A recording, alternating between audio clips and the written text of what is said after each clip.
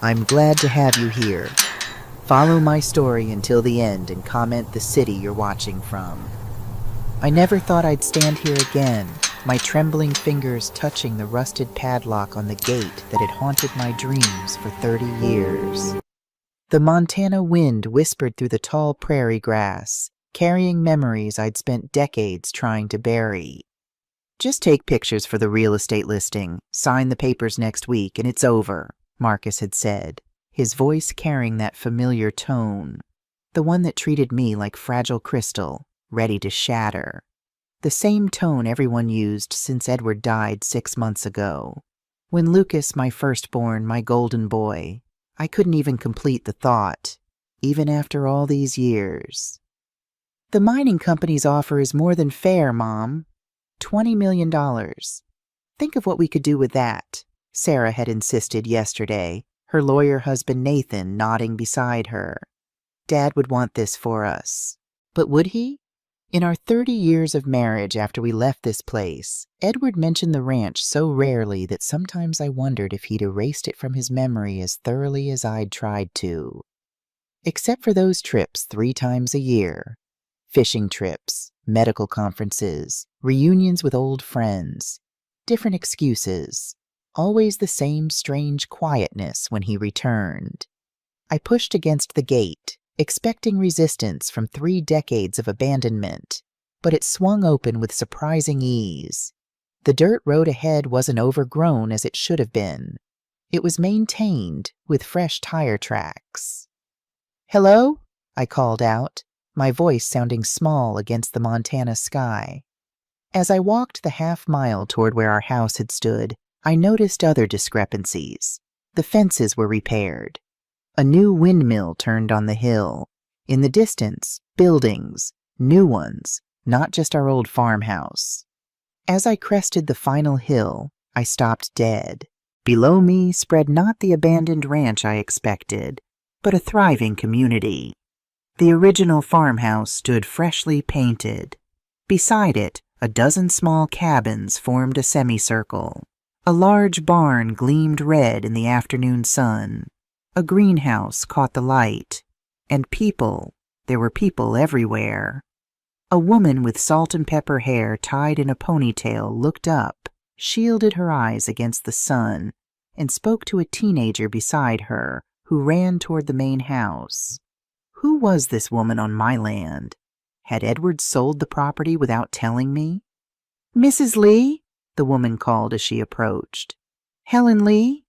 "Yes," I managed. "Who are you? What is this place?" "My name is Olivia Santos. Everyone calls me Liv. I've been waiting for you to come." "Waiting? This ranch has been abandoned for 30 years." A sad smile touched her lips. "No, Mrs. Lee, this ranch has never been abandoned, not for a single day since you left." My knees weakened. "That's impossible. We moved to Denver after Lucas, after the accident." "Edward never—" "Your husband came back the very next month," she said gently. "And every month after that for 30 years until his heart gave out." The world tilted sideways. Edward had been coming here monthly? All those fishing trips, conferences, weekends with old college friends. "You're lying," I whispered, though something deep inside recognized the truth. "I wish I were, for your sake. Would you like to come inside? There's someone who's been especially looking forward to meeting you." A man with Down syndrome hurried from the main house, about 35, with Edward's fishing hat perched on his head. "Lucas's mommy!" he called out, waving enthusiastically. The name hit me like a physical blow. Lucas. No one had called my son that but Edward. Everyone else used his full name. "Honey, remember what we talked about?" Olivia said gently. "This is Mrs. Lee." "Mrs. Lee," he repeated, approaching with his hand extended. "I'm Jackson. I help with the horses and the garden." Mr. Edward was my best friend. "Nice to meet you, Jackson." "Would you like to see Lucas's special place?" he asked innocently. "I put fresh flowers there every Tuesday. Mr. Edward said flowers make Lucas happy in heaven. I couldn't breathe. Lucas's special place? Edward built a memorial, Olivia said softly. By the lake. The lake, where my 10-year-old son had slipped beneath the surface while I prepared his birthday lunch. The place that had destroyed me. I can't, I whispered, backing away. But Jackson took my hand. Don't be scared, Mrs. Lee. The lake is friendly now. It teaches children to swim so they don't go to heaven too early like Lucas did. Before I could process his words, I heard an engine. A black SUV approached. Marcus had followed me. Mom, he called, climbing out. What's going on here? Who are these people? Your father's legacy, Olivia said simply. And you must be Marcus. He spoke of you often. This place was supposed to be abandoned. Who gave you permission to be here? Jackson stepped behind me, nervous. Your father did, Olivia replied firmly. For the past 30 years. That's impossible, Marcus snapped. My father never mentioned any of this. Because he promised your mother he wouldn't, Olivia replied calmly. He kept 2 promises, to never leave those in need, and to never hurt Helen with memories of this place. I found my voice. You said you've been waiting for me. How did you know I'd come? Edward knew you would. Eventually, after he was gone. She reached into her pocket and pulled out a key ring. He left instructions. There are things he wanted you to see. Marcus stepped forward. This property is being sold. These people need to be evicted immediately. Marcus, please, I said. Let's at least understand what's happening here. What's happening is trespassing, Mom. Jackson spoke up. Mr. Edwards said we could stay forever. He promised. My father has been dead for 6 months, Marcus countered, and he didn't own this place alone. Yes, Olivia said, which is why we've been waiting. Edward knew this day would come. A young woman approached, carrying a toddler, military posture, weary eyes. Everything okay, Liv? Fine, Jasmine. This is Mrs. Lee and her son. They're just visiting. You live here? I asked her directly. She nodded. 2 years now, since Rick, my husband, Afghanistan. The VA wasn't... Her words trailed off. Mom, we should discuss this privately, Marcus said tersely. Mrs. Lee, perhaps you'd like to see the house? Olivia suggested. I'll come with you, Marcus insisted. Actually, I'd like a few minutes alone with Olivia. His eyebrows shot up. Mom, we don't know who these people are. They're people Edward knew. That's enough for now. As Marcus retreated to his car, I followed Olivia toward the house, Jackson trailing behind us. Each step up the familiar porch sent memories washing over me. The layout inside was the same, but the furnishings were different. The living room held desks with computers. A whiteboard displayed duty rosters and schedules. This is our office now, Olivia explained. We had to repurpose some spaces as we grew. How many people live here? I managed to ask. Currently 47. 18 veterans, 8 women from domestic situations with 11 children between them, Jackson and his mother, and a family of 6 from Afghanistan. 47, I echoed. And Edward knew them all? He knew everyone who ever stayed here. The kitchen table held children's drawings. One caught my eye. Stick figures around a blue circle. The words Lucas's Water in a child's handwriting. What is Lucas's Water? I asked, my throat tightening. The swimmin' place, Jackson said, where children learn not to drown. I put flowers there every Tuesday because that's when Lucas went to heaven. The room swayed. Olivia quickly pulled out a chair. I'm sorry, Mrs. Lee. We should have waited. Show me everything, I interrupted. Olivia led me upstairs to what had been our bedroom, now her quarters. She removed a wooden box from a bookshelf. Edward left this for you. He made me promise to give it to you first. The box was hand-carved with Helen inlaid in mother of pearl. Inside lay an envelope with my name and hundreds of sealed letters beneath it, each dated meticulously. The envelope contained a single page in Edward's distinctive handwriting. My dearest Helen, if you're reading this, I've left this world, and you found your way back to the ranch.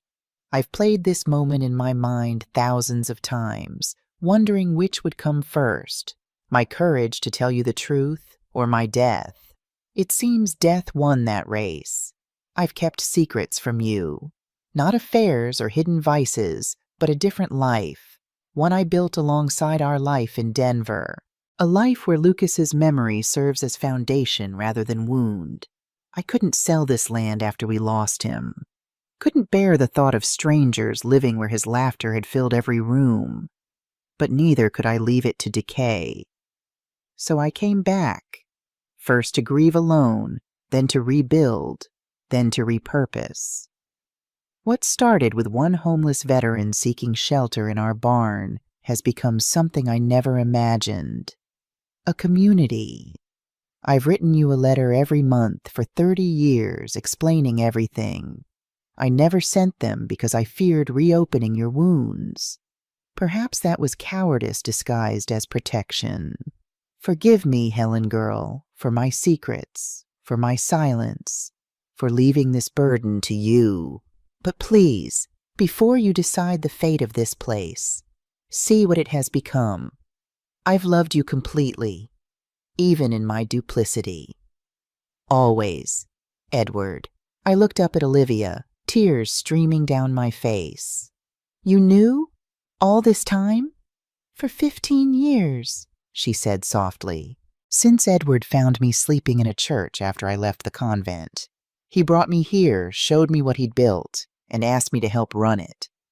While I knew nothing, I whispered, because he loved you too much to make you remember. Are you ready to see what Lucas's death helped create? She asked gently. Through my tears, I nodded. It was time to face the lake. The path hadn't changed, still a gentle slope through cottonwood trees. But there were new additions, benches, flower gardens, and safety signs with bright yellow lettering. Edward installed those after the first families with children came, Olivia explained. No child is ever allowed at the lake without an adult. Not after Lucas. I stopped. You speak his name so easily. Edward spoke of him often. All the children here know Lucas's story. I haven't said his name out loud in years, I admitted. It hurts too much. The trees thinned, and suddenly the lake stretched before us. Smaller than in my nightmares, but no less menacing. But my eyes were drawn to what hadn't been there before. A wooden deck extending over the water with railings, a roped-off swimming area, and at the water's edge, a stone memorial where Jackson was arranging wildflowers. I approached slowly, my heartbeat thundering. The memorial was simple but beautiful, a granite stone with a bronze plaque. Lucas Edward Lee, 1975 to 1985. For every life saved here, his spirit soars higher. Below was a second smaller plaque. 47 children have learned to swim safely here. Not one has been lost. My knees gave way, and I sank onto a garden bench, tears blurring my vision. 47 children? I whispered. Olivia nodded. Edward started teaching swimming lessons 15 years ago. Every child who lives here must learn. He hired certified instructors, built the safe swimming area, installed rescue equipment. She hesitated before adding, Your grandson was one of them. My head snapped up. What? Sarah's boy Ethan. When he was 7, he came close to drowning at a friend's pool party. Sarah mentioned it during a Sunday dinner. Edward paid for Ethan's lessons anonymously. He drove 3 hours every Saturday for 6 weeks to secretly watch from his car. I shook my head in disbelief. Sarah never knew. Jackson approached, beaming with pride at his flower arrangement. Pretty for Lucas, yes? Yellow was his favorite, Mr. Edward told me. Yellow had indeed been Lucas's favorite color.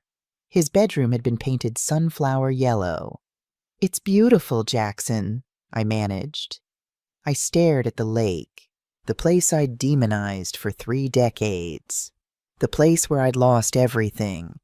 Except I hadn't lost everything. I'd lost Lucas, but I'd still had Edward, Marcus, Sarah, and Tyler. Meanwhile, Edward had been transforming our tragedy into something miraculous. While I'd been drowning in grief, he'd been teaching children to swim. Why didn't he tell me? I asked. The first year, he came to grieve alone, found a homeless veteran sleeping in your barn, a man named Calvin Winters. Then another veteran came, and another. She sat beside me. 5 years in, there were 12 people living here. Edward wanted to tell you then. He drove all the way to Denver with photos, plans to show you how he was healing by helping others. What happened? He saw you laughing with friends outside a restaurant. Said it was the first time he'd seen you truly happy since Lucas died. Couldn't bear to reopen the wound. Drove back here and built the first cabin instead. Each time Edward convinced himself you were ready, something would happen. A panic attack when someone mentioned Montana. Your refusal to let Lucas's photographs be displayed. Your nightmares that still came every year on his birthday. 10 years ago, when the ranch was thriving with over 30 residents, Edward finally wrote you a long letter explaining everything. He drove to Denver, determined to deliver it personally. What stopped him? He found you in Lucas's room, the room you kept exactly as it was when he died. You were holding his teddy bear, crying. It was the anniversary. I remembered that day clearly. I thought I was alone, that Edward was at a medical conference in Chicago. After that, Olivia said, he created the trust, made legal arrangements for the ranch to continue without him, decided that his 2 worlds would remain separate until he died, I finished. She nodded. He loved you too much to break your heart twice. A little girl with copper-red hair called from up the path. Miss Olivia, Mom says dinner needs checking. Be right there, Amy. Olivia turned to me. Edward's last project. Amy's father was a Marine, died in Iraq. Her mother couldn't afford housing. They came here 6 months before Edward passed. As if summoned, a dozen more people appeared, heading toward the lake for what was clearly a regular ritual. Olivia stood. It's swimming lesson time, every day at 4. Would you like to watch? I stared at the lake, at Lucas's memorial, at the children approaching with towels and smiles. I'll stay. I need to see. The swimming lesson was both beautiful and excruciating to watch. A certified instructor, a former Olympic hopeful named Carlos who'd lost a leg in Afghanistan, led 8 children through their paces in the roped-off area. We teach the Franklin method, Olivia said as we watched. Edward researched every swimming program before choosing it. Lowest drowning statistics of any technique. I noticed the safety systems. An instructor in the water, a spotter on deck with a life ring, another adult in a kayak. No child was more than an arm's length from an instructor. Lucas had died because there'd been no system, just a boy who'd slipped away while parents prepared his birthday surprise. One moment of inattention that shattered 3 lives. When the lesson ended, Amy paused before us. Did you see me, Miss Olivia? I can float on my back now. That's wonderful, honey, Olivia replied with pride. Amy turned to me. Are you a new grandma here? My grandma's in heaven with my dad. Her mother hurried over. Amy, don't bother Mrs. Lee. I'm Rebecca, Amy's mom. It's all right, I assured her. And yes, Amy, I suppose I am new here. The child beamed. Will you watch me swim tomorrow, too? Something twisted in my heart. Pain, yes, but something else, too. I'd like that, I heard myself say. Olivia showed me the rest of the ranch. Cabins housing families, the greenhouse providing year-round vegetables, workshops for skills training. Edward sold the north parcel last year, she said, the part with mineral rights. Use the money to expand our sustainability projects. I stopped walking. He sold part of the ranch? For how much? Olivia hesitated. $3 million. What did he tell me about this money? He didn't deposit it in your joint accounts. He created the Lee Ranch Trust and funded it with the proceeds. $3 million, hidden from me, from our children, spent on strangers while Marcus struggled to pay for his son's college tuition, while Sarah worried about medical bills, while Tyler battled his demons. Show me the documentation, I said, my voice harder than intended. Everything. Olivia led me to Edward's study off the main hallway. His medical reference books lined the shelves alongside Louis L'Amour novels, his guilty pleasure. On the wall hung Lucas's first-grade photo. He kept this here? He kept all the family photos here, said it was his heart room. She unlocked the bottom drawer of his desk. These are the trust documents, property records, and financial statements. And these are his diaries. 30 years' worth. I opened the first journal, dated 1 month after we'd moved to Denver. Came back to the ranch today. Couldn't sell it. Couldn't bear strangers living where Lucas's laughter once echoed. Helen doesn't know. First secret I've ever kept from her. But how do I tell her I need this place she cannot bear to remember? Slept in Lucas's room. Found his toy soldier under the bed. Cried until sunrise. 3 months later, fixed the roof on the barn, started clearing debris, gives my hands something to do while my heart still searches for answers. Helen thinks I'm at a medical conference in Seattle. Hate lying to her, but she's sleeping through the night now in Denver. My coming here would undo all that healing. A year after Lucas's death, found a man sleeping in the barn today. Calvin Winters, Vietnam vet, no home, no family, eyes like I've seen in the mirror. Haunted. Offered him dinner. He asked if he could stay. Said yes before I even thought about it. Feels right having another soul here.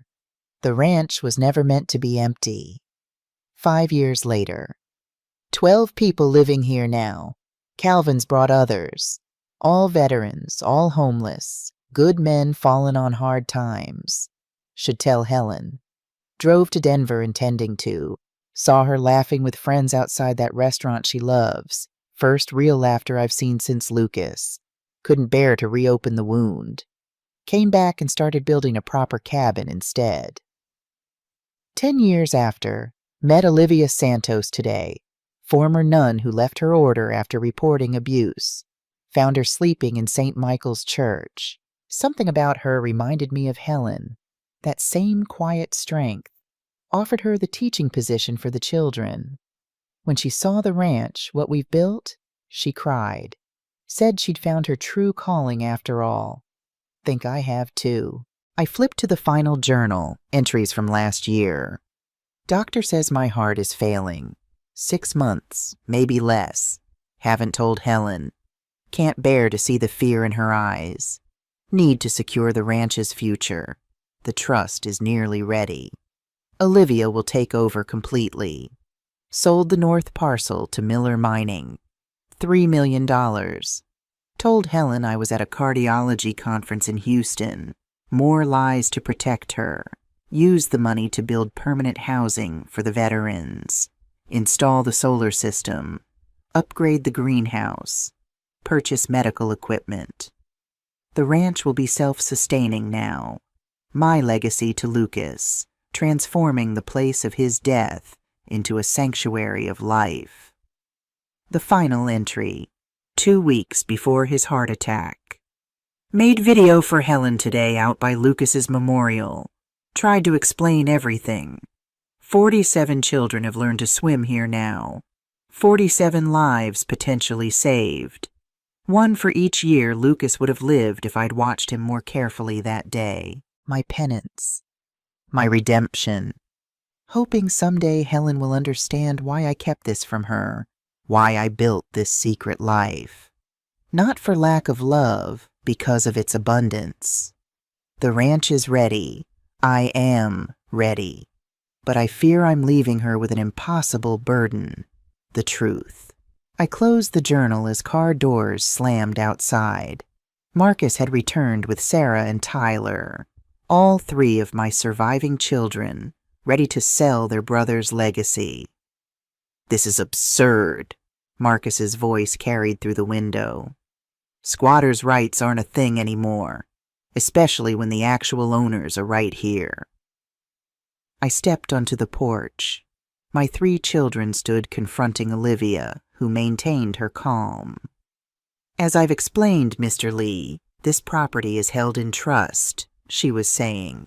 Your mother is the one you should be speaking with. Three heads turned toward me. Sarah rushed forward. Mom, what have these people been telling you? Are you okay? I'm fine, I said, surprised by my steadiness. And they're not these people, Sarah. They're residents of Lee Ranch. Lee Ranch hasn't existed for 30 years, Marcus retorted.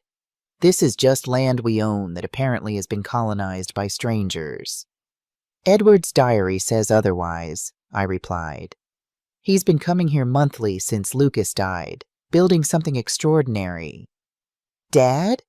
Tyler spoke for the first time, confusion evident in his face.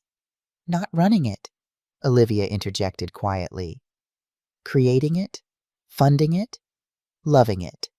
And lying about it, Marcus snapped. He lied to all of us for decades. He did, I acknowledged. To protect me, to preserve Lucas's memory. Lucas has been gone 30 years, Sarah said, her voice softening. We all loved him, Mom, but this is madness. Dad hiding millions of dollars to fund some personal charity project.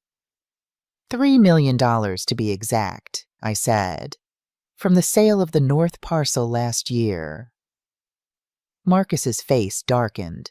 $3 million? I asked Dad for help with Ethan's college tuition last spring. He said things were tight. And my medical bills after Nathan's layoff, Sarah added. He suggested payment plans.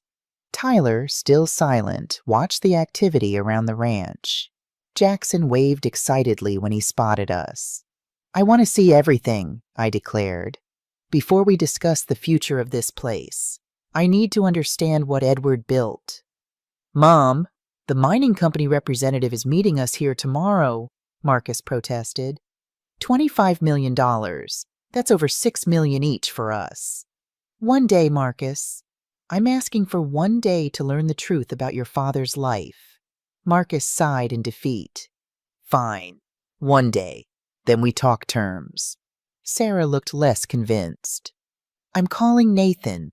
He should review these supposed trust documents. Tyler, will you stay? I asked. My youngest nodded, still watching Jackson, who was hurrying toward us with a framed photograph. Mrs. Lee, I found Lucas's picture. He thrust it towards me. Lucas on his 7th birthday, gap-toothed smile beaming as he proudly displayed his new fishing rod. Where did you get this? I whispered. Mr. Edwards' special room. He showed me all the pictures. Said I needed to know Lucas because we would have been friends. Jackson's innocent expression clouded. These people are mad. Are they making you leave us? No one's leaving yet, Jackson, I assured him. We're just talking. Good, because you need to see the horses and the school and Calvin's wood shop. And Eleanor makes the best apple pie on Thursdays.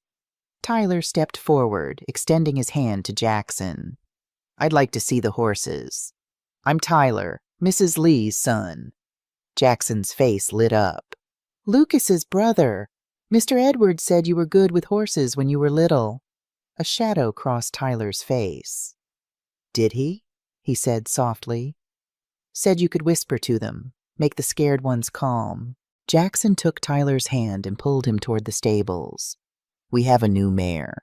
She's scared of everything. Maybe you can help." Tyler glanced back at me, something vulnerable in his eyes.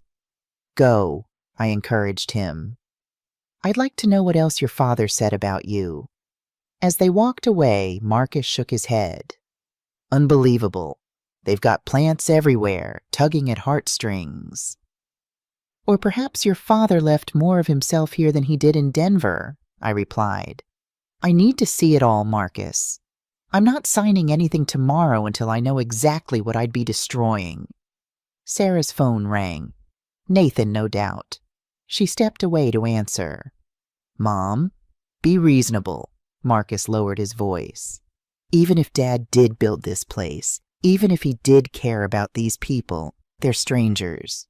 We're his family." "Are we?" I challenged, clutching Lucas's photograph. "How much time did you spend with your father in the last year, Marcus? How many times did you call just to talk, not to ask for something?" The question struck home. Marcus's jaw tightened. "That's not fair." "No, it isn't," I agreed.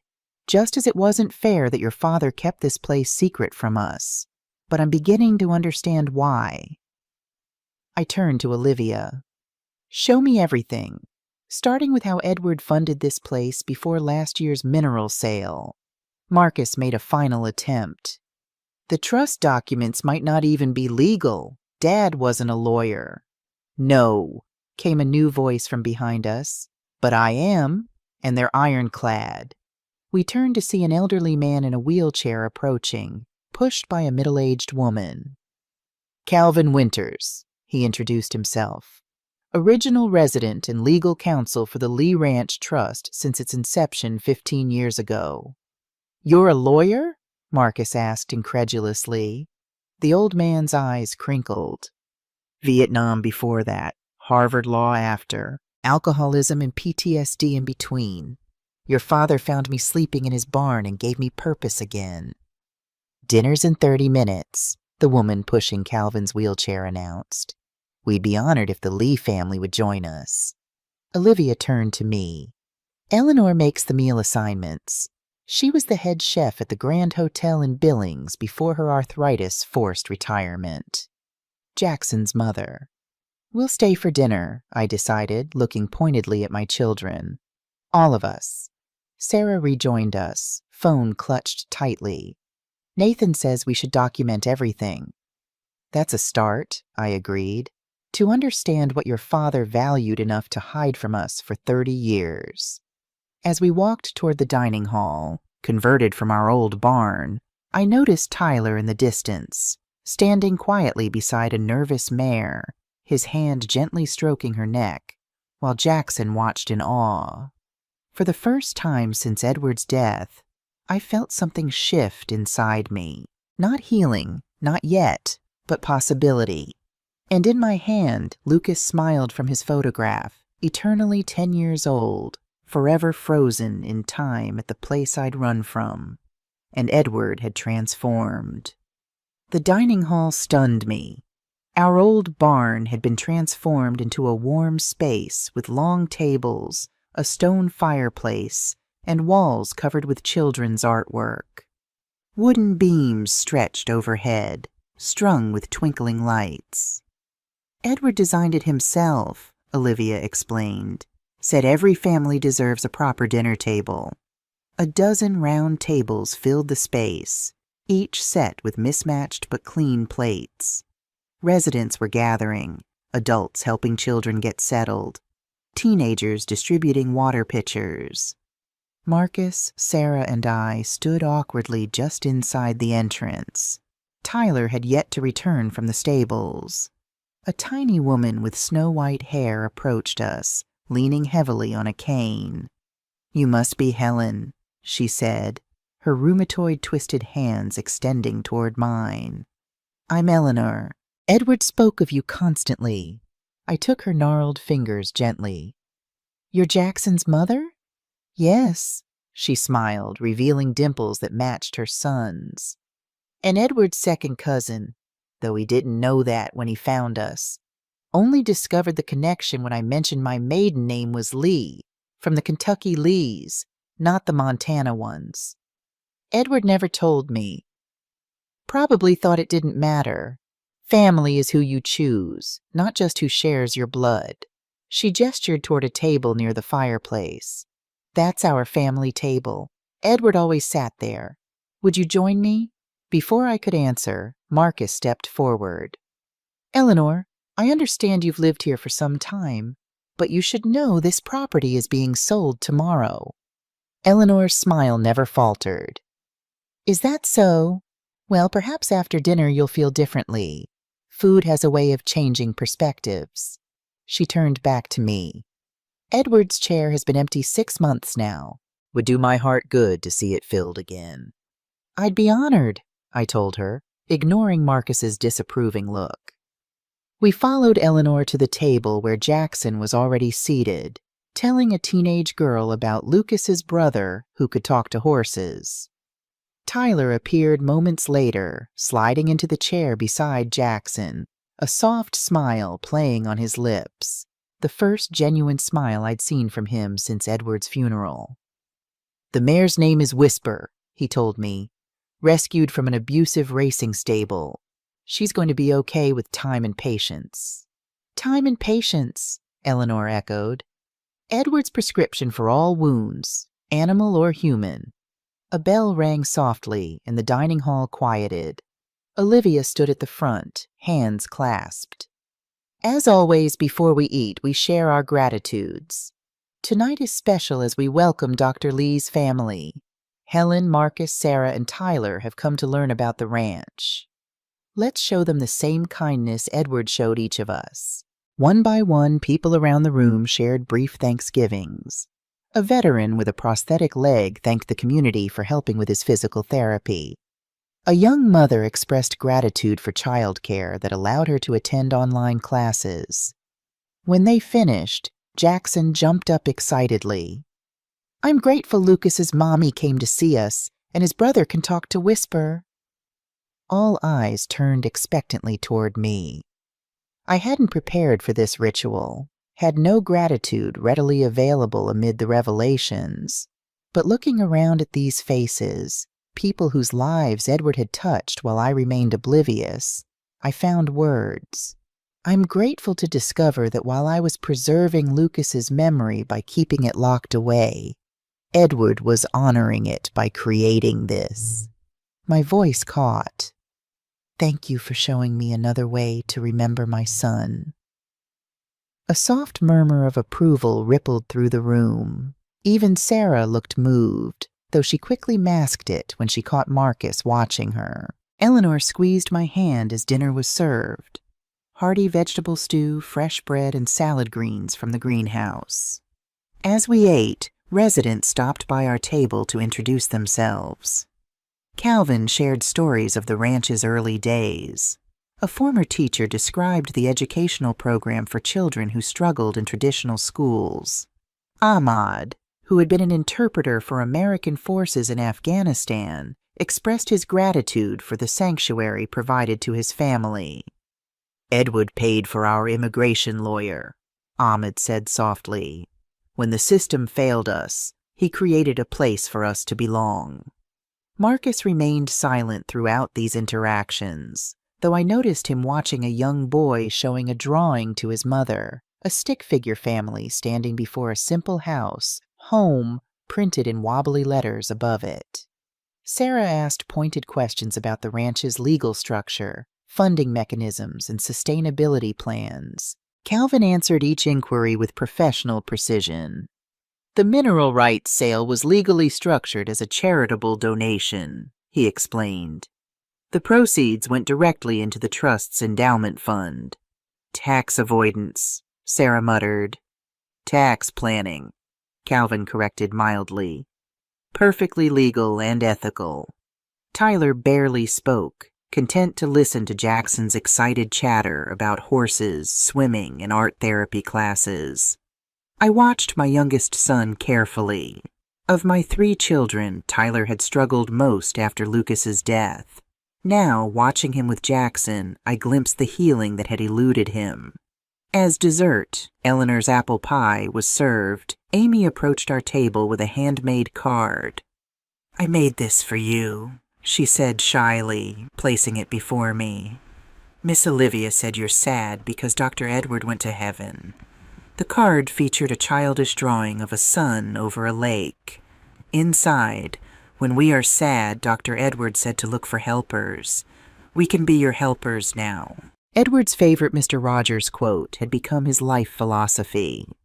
"Thank you, Amy," I managed. "It's beautiful." As she skipped away, Marcus finally broke his silence. "This is all very touching, Mom. But these good works don't change the fact that Dad lied to us for decades, hid money, created this elaborate double life." "While you were weekending in Aspen," Tyler said suddenly, his voice unusually sharp. "While Sarah was climbing the corporate ladder, while I was in and out of rehab." Marcus flushed. "That's not fair." "Isn't it?" Tyler challenged. "When's the last time you asked Dad about his life? Not about investments or advice or loans, just about him."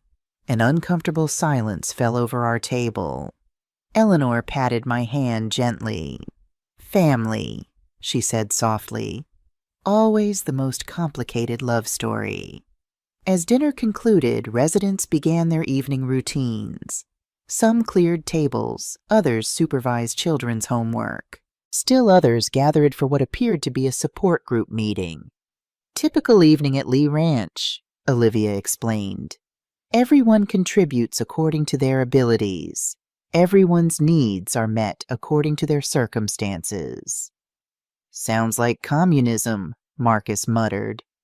"Sounds like family," I countered.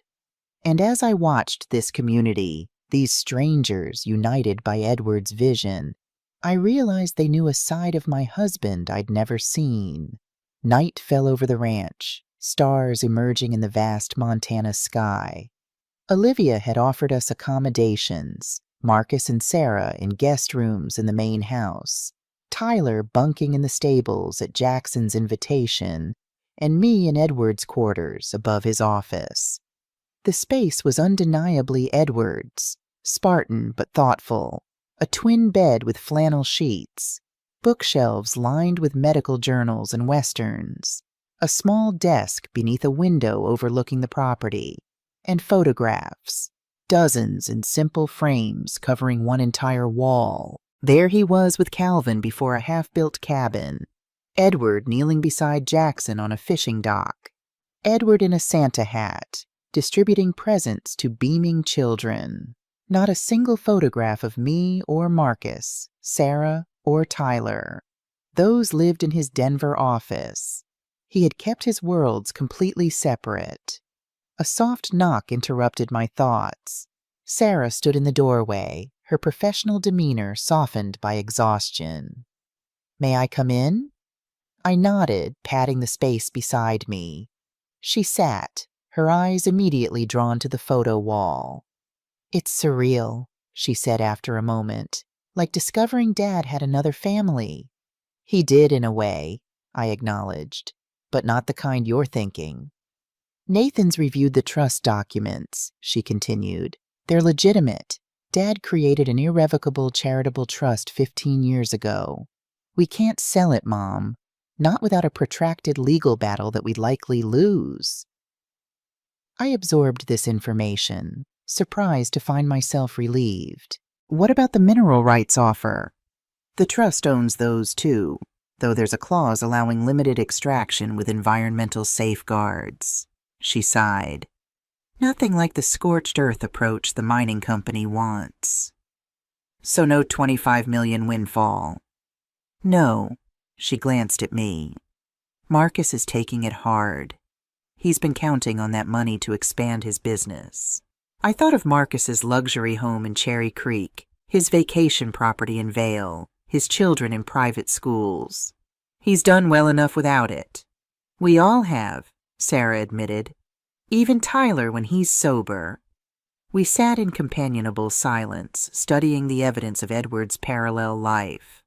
"Why didn't he tell us?" Sarah finally asked, the lawyer facade cracking to reveal the hurt daughter beneath. "Did he think we wouldn't understand?" I think he feared what knowing would do to me, I said slowly. And once that pattern of secrecy was established, it became easier to maintain than to break. But all that money, Mom. $3 million that could have helped his own family. I gestured toward the photos. These people became his family too, Sarah. Look at their faces. Really look. She studied the images more carefully. They all look at him like he saved them, I finished, because he did. Another knock, and Marcus appeared, his face tight with barely controlled anger. Well, Sarah's confirmed it. Dad screwed us all with his secret charity project. Marcus, I chided, that's not fair. Fair? What's not fair is discovering your father led a double life for 30 years. What's not fair is finding out the inheritance you counted on doesn't exist because he gave it all away to strangers. They're not strangers to him, Sarah said quietly. I don't care, he snapped. He lied to us, Mom, for decades. How can you be so calm about this? Before I could respond, Tyler appeared behind Marcus, his expression unusually serene. Because she understands what you don't, Marcus. Dad didn't do this against us. He did it for Lucas. Don't bring Lucas into this, Marcus warned. This has nothing to do with him. It has everything to do with him, Tyler insisted. This whole place exists because of what happened to Lucas. It's Dad's way of making something good come from something terrible. He stepped into the room. Olivia showed me the video, Mom. The one Dad made at the memorial. What video? I asked. Dad recorded messages at Lucas's memorial for 30 years. There's one he made specifically for you. Marcus threw up his hands in disgust.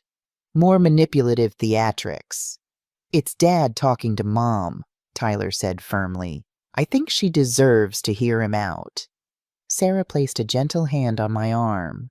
You don't have to watch it now, Mom. Or ever. But I was already standing. Where is it? Tyler led us to Edward's office where Olivia waited with a tablet. I sat at Edward's desk, my surviving children gathering behind me as Olivia left discreetly. The video began with Edward's face filling the screen, clearly in his final months. Behind him stood Lucas's memorial, flower-bedecked as always. Helen, he began, his voice sending a shock through me. If you're watching this, I'm gone, and you found your way back to the ranch. I've made hundreds of these videos over the years, talking to you, to Lucas, trying to explain what I couldn't say in person. But this one's the truth I should have told you 30 years ago. Edward shifted, revealing more of the lake behind him. Helen, girl, the day Lucas drowned wasn't your fault. It was mine. I gasped, feeling my children tense behind me. I know you've carried this guilt for decades, believing that if you hadn't been preparing his surprise birthday cake, if you'd been watching him instead. But the truth is, I told him he could go to the lake that morning. My hands flew to my mouth. He asked if he could try fishing with his new rod. I said yes, told him to stay on the dock. I promised I'd join him in 15 minutes after I fixed the tractor, but I got caught up in the repair, lost track of time. You were in the kitchen, thinking he was with me. I was in the barn, thinking he was still waiting for me. Edward wiped a tear. By the time either of us realized he'd gone to the water alone, I felt Sarah's hand on my shoulder, squeezing tightly. I couldn't tell you then. You were so broken, Helen, and I was a coward. Watching you blame yourself was easier than admitting I'd given permission. As the years passed, it became impossible to confess. How do you tell someone you've let them carry undeserved guilt for decades? Edward took a deep breath.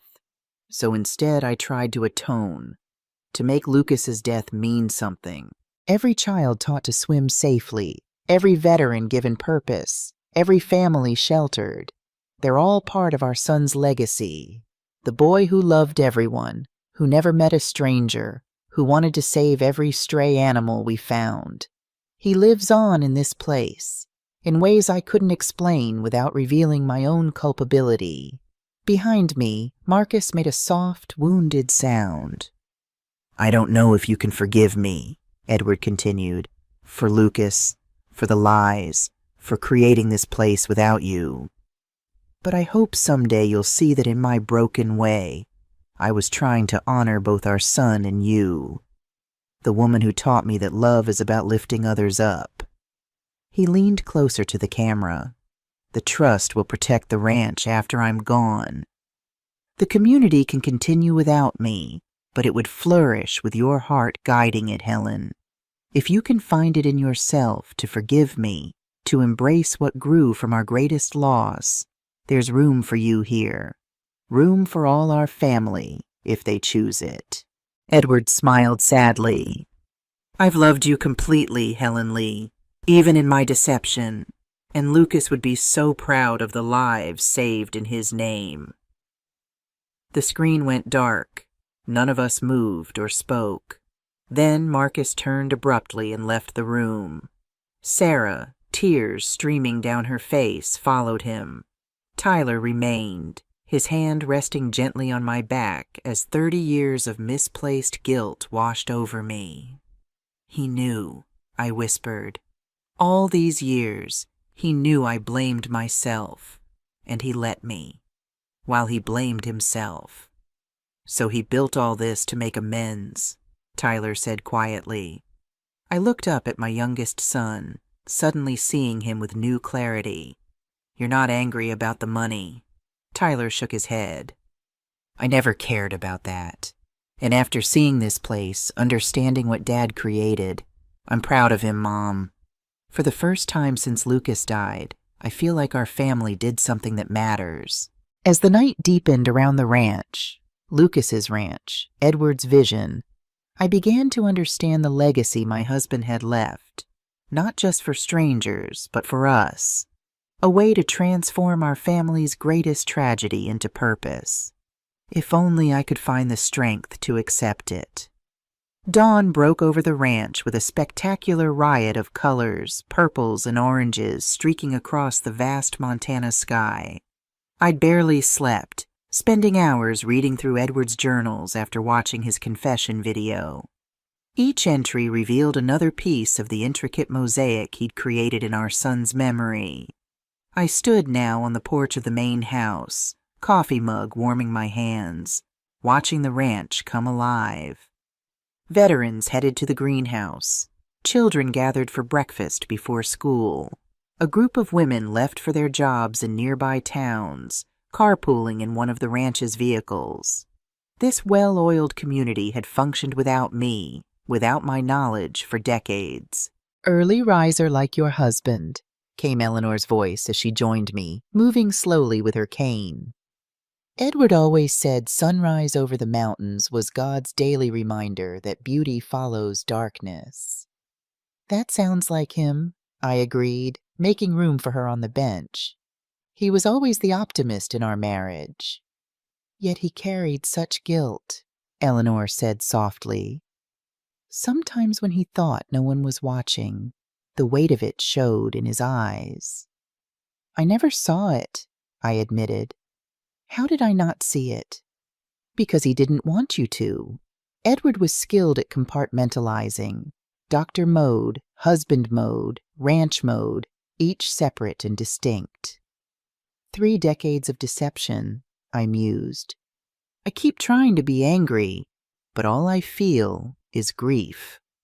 For the shared healing you might have had, Eleanor supplied.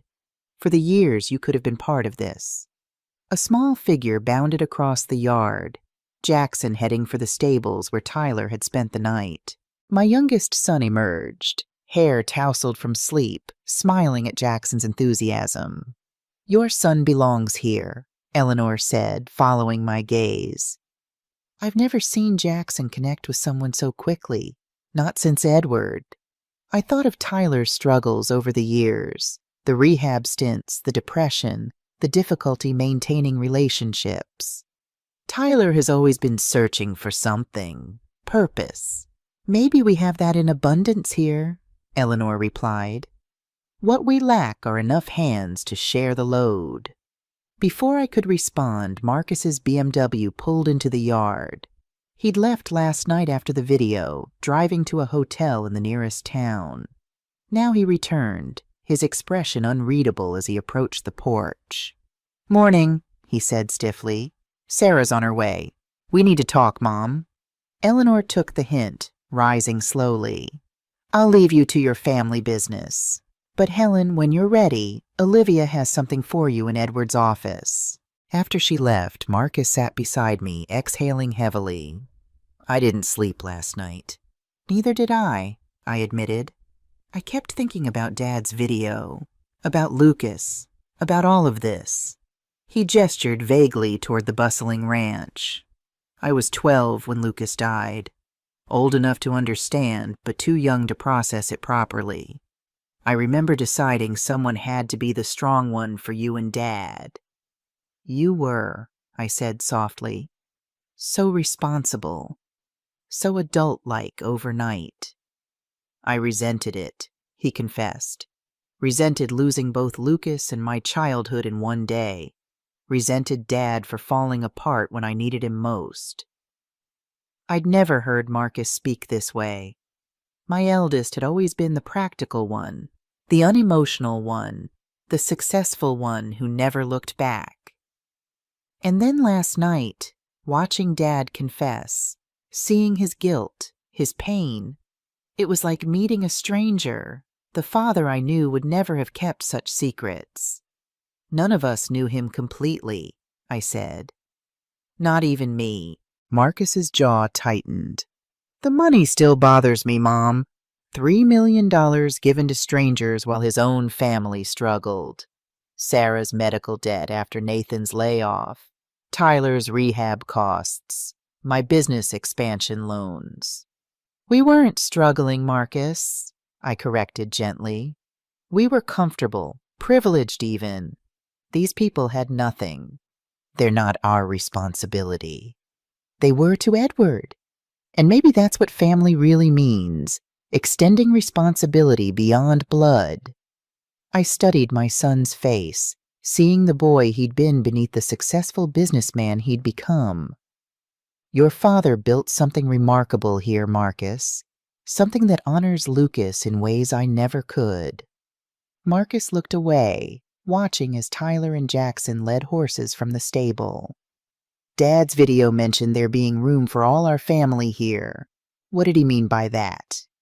"I don't know yet," I admitted, "but I intend to find out." Sarah's car arrived, parking beside Marcus's. She emerged with her husband Nathan, both looking solemn. "We need to discuss the legal implications," she said without preamble as they joined us. "The trust is valid, but there may be ways to restructure it that benefit both the ranch and our family." "Always the lawyer," Marcus muttered. "Someone has to be practical," she retorted. $25 million is still on the table from the mining company if we can negotiate limited extraction rights that don't displace residents." "No," I interrupted, surprising myself with my certainty. "No mining, not yet. Not until I understand everything Edward built here." Nathan cleared his throat. "Mrs. Lee, with all due respect, the offer won't stay open indefinitely. The company has other options." "Then let them pursue those options," I said firmly. This land was Lucas's playground, Edward's sanctuary, and now home to dozens who have nowhere else. I won't rush into decisions that destroy any of that. Sarah and Nathan exchanged glances, clearly having expected a different response.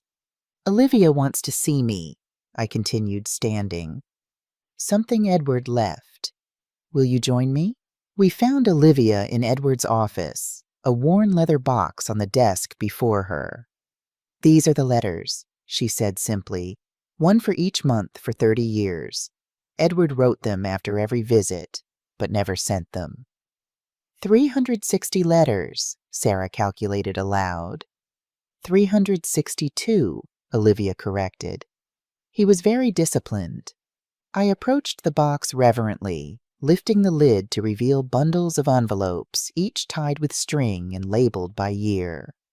"Have you read them?" I asked Olivia. No, she replied. They were for you alone. Edward was very clear about that. I selected the earliest bundle from the year after Lucas died. The first envelope was addressed in Edward's familiar handwriting. For Helen, when you're ready to know. With trembling fingers, I opened it and began to read aloud. My dearest Helen, I've just spent my first weekend back at the ranch since we left. I told you I was at a medical conference in Portland. Forgive the deception. I couldn't sell this place, Helen. Not where Lucas's spirit still feels so present. The lake haunts me as it does you, but somehow being here, facing it directly, brings a strange peace that eludes me in Denver. Today I repaired the dock where he used to fish. Tomorrow I'll clear the path to the meadow where he flew his kite. Small acts of remembrance that feel like prayer. A local veteran, Calvin Winters, has been sleeping in our barn. Instead of calling the sheriff, I've invited him to stay, to help with repairs. He has the same hollow look we do, Helen. The look of someone who has lost something irreplaceable. Perhaps that's why I let him stay, because he understands that some wounds never fully heal. They just become part of who you are. I want to tell you about this place, about how it feels both haunted and healing. But when I called home tonight and heard the lightness in your voice as you described your new teaching position, I couldn't bear to reopen wounds that are finally beginning to scab over. So I carry this secret for now, this small solace that helps me breathe when grief threatens to suffocate me. Perhaps someday we can share it. Until then, know that in this place where we lost our son, I am keeping his memory alive in the only way I know how, by helping others who are lost themselves. All my love.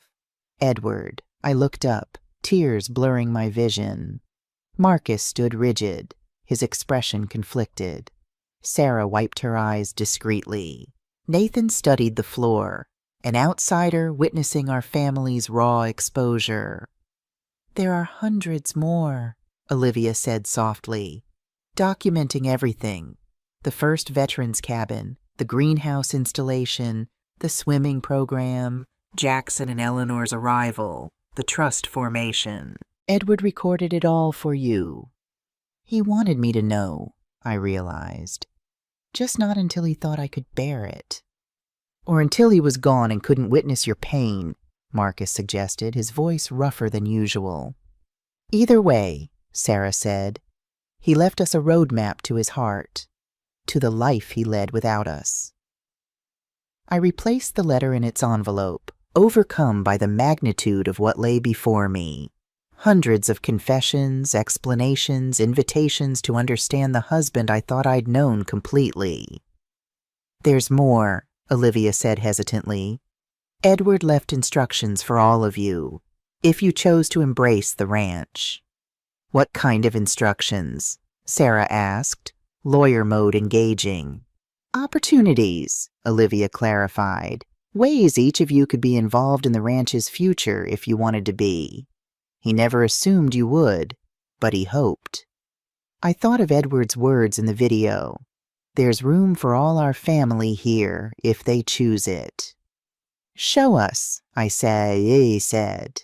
As Olivia retrieved another folder from Edward's desk, I caught Tyler watching from the doorway, Jackson beside him. My youngest son's expression held something I hadn't seen in years, hope. And in that moment, I began to understand what Edward had always known, that healing doesn't come from running away from tragedy, but from transforming it into purpose. The question was whether our fractured family could find unity in continuing what Edward had begun, or whether his dual life would ultimately drive us further apart. Olivia opened the folder and removed several documents, each bearing one of our names. Edward prepared these during his final months, when his heart condition was worsening. He never told anyone about his diagnosis, not even me, until the very end. Another secret. How many had my husband carried to protect those he loved? He called these his legacy proposals, Olivia continued, handing each of us our designated envelope. Mine was thicker than the others. its weight significant in my trembling hands. Marcus tore his open immediately, scanning the contents with narrowed eyes. Sarah, ever the methodical one, carefully slid a finger beneath the flap, preserving the envelope as potential evidence. Tyler accepted his with reverence, but made no move to open it, watching his siblings' reactions instead. I broke the seal on mine, finding several pages covered in Edward's precise handwriting. The first page began simply, "Dearest Helen, if you're reading this, you've discovered Lee Ranch and all it encompasses. You've learned of my 3-decade deception or dedication, depending on your perspective. The question now is, what happens next? I've established legal protections for this community through the trust, ensuring it can continue without us, but it would thrive with Lee family involvement, not out of obligation, but out of choice. The choice to transform our family's greatest tragedy into its most meaningful legacy. For you, my beloved wife, I propose the role you were always meant for, community historian and heartkeeper. Your gift as a history teacher, your ability to help others connect to the past while building toward the future, these talents are desperately needed here. The children need to understand where they came from, to see where they might go. The veterans need their stories preserved with dignity, and Lucas's memory needs to be woven throughout, not as a ghost that haunts, but as the foundation that supports. Should you accept, the trust provides a modest salary and living quarters. Our old home restored to comfort, but preserved in essence. More importantly, it offers purpose for your retirement years and healing for your heart. The decision is entirely yours. You may choose to visit occasionally, to remain at a distance, or to embrace this place fully. All I ask is that you consider the possibility that in running from this land for 30 years, you may have been running from your own healing. With eternal love, Edward. Additional pages detailed practical matters, financial provisions, transitional assistance, even curriculum suggestions for historical programming. Edward had thought of everything, planning for a future he wouldn't live to see. I looked up to find Marcus standing abruptly, his proposal crumpled in his fist. "Unbelievable," he muttered. "What did yours say?" Sarah asked, her own pages held protectively against her chest. Marcus laughed bitterly. "Dad wants me to use my business acumen to establish sustainable revenue streams for the ranch. Suggested I relocate my investment firm's satellite office to Billings and serve as the trust's financial advisor. Even outlined expansion opportunities for ecotourism and therapeutic retreat services that could benefit both the community and provide professional fulfillment." He thought that far ahead. Sarah seemed impressed despite herself. "Oh, it gets better," Marcus continued. "He's offering matching funds from the trust for any investment I make in ranch enterprises. A partnership, he calls it. As if I'd uproot my entire life to manage his secret charity project." The bitterness in his voice didn't quite mask the underlying hurt. The son who'd built his own success, feeling his father had been planning a different future for him all along. "What about yours?" I asked Sarah gently. She swallowed hard. "Legal oversight. Dad suggests I establish a nonprofit law practice specializing in veterans' benefits, immigrant rights, and domestic violence protection, all issues affecting ranch residents." Her voice softened. "He writes that my passion for justice has always outweighed my desire for corporate success, even when you couldn't admit it to yourself." I saw the conflict in her eyes. The ambitious attorney who'd fought for partnership at her prestigious firm, suddenly confronted with an alternate vision of her professional identity. "Tyler," I prompted, noticing my youngest still clutching his unopened envelope. He shook his head. "I don't need to read it. I already know." "Know what?" Marcus demanded. "That Dad saw me clearly when the rest of you saw only my failures." Tyler's voice held no accusation, just simple truth. that he understood why I kept falling apart in the structured world you all navigated so easily. You don't know what he proposed, Sarah pointed out. Something with the horses, Tyler said confidently. Something that uses my empathy rather than treating it as a weakness. Something that acknowledges I've been looking for purpose since Lucas died. Olivia nodded slightly, confirming Tyler's intuition without revealing specifics. Marcus paced the small office, agitation evident in every movement. This is emotional manipulation from beyond the grave. Dad spent 30 years living a double life, and now he expects us to abandon our existing lives to continue his secret project. I have a family in Denver, a successful business, kids in schools they love. He doesn't expect anything, I corrected gently. He's offering possibilities. While leveraging guilt and sentimentality, Marcus retorted. Classic Dad, making emotional appeals seem like rational choices. Sarah studied her pages thoughtfully. The proposals are surprisingly practical, though. Dad researched the legal barriers to what he's suggesting for me. He's included contact information for organizations already interested in partnership. It's thorough. Of course it is, Marcus scoffed. Dad had 30 years to plan how to rope us into this place after he was gone. Or 30 years to understand what might bring each of us fulfillment, Tyler suggested quietly. Fulfillment we haven't found in the lives we've built. Marcus rounded on him. Speak for yourself. Some of us are perfectly fulfilled. Are you, Marcus? Tyler challenged, unusual confidence in his voice.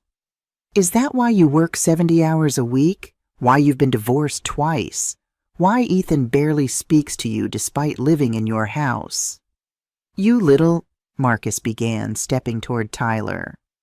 That's enough, I interjected, standing between my sons. Edward gave us choices, not mandates.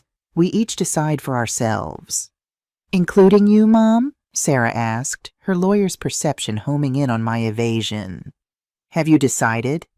All eyes turned to me, my children, Olivia, even Nathan, who had remained a respectful observer to our family drama. I've spent 30 years running from this place, I said slowly, finding my way to truth with each word. Refusing to speak Lucas's name, keeping his room like a museum, flinching when Edward mentioned Montana. I took a deep breath. And none of it brought healing. None of it honored our son's life or made sense of his death. I gestured toward the window where ranch residents went about their morning routines.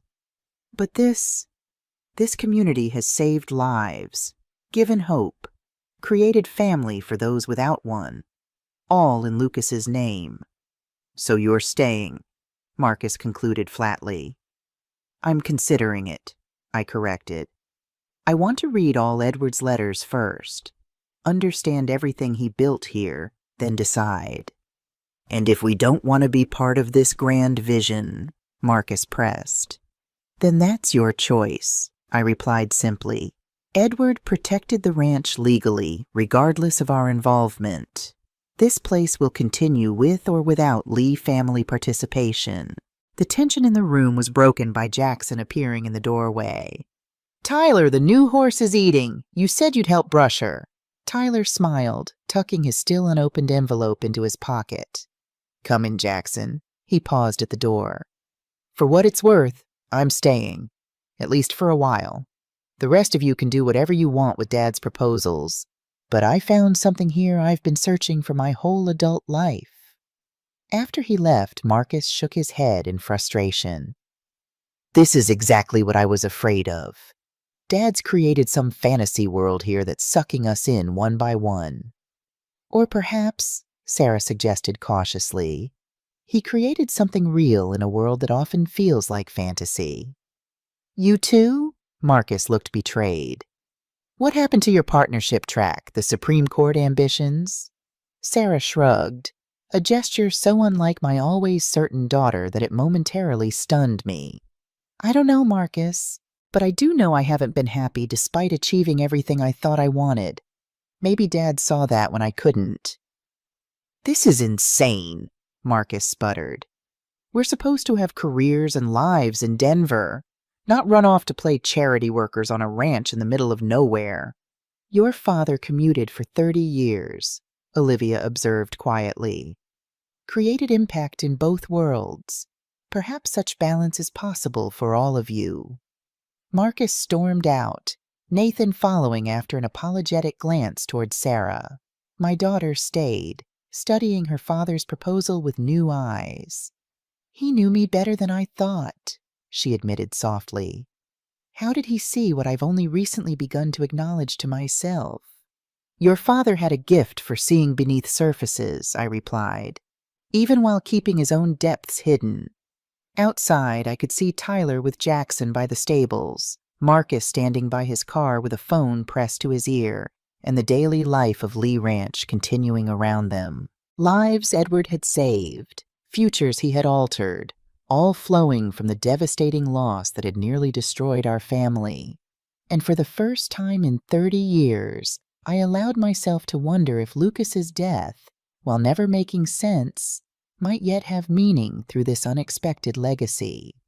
That afternoon, Olivia asked if I'd like to attend a ranch meeting.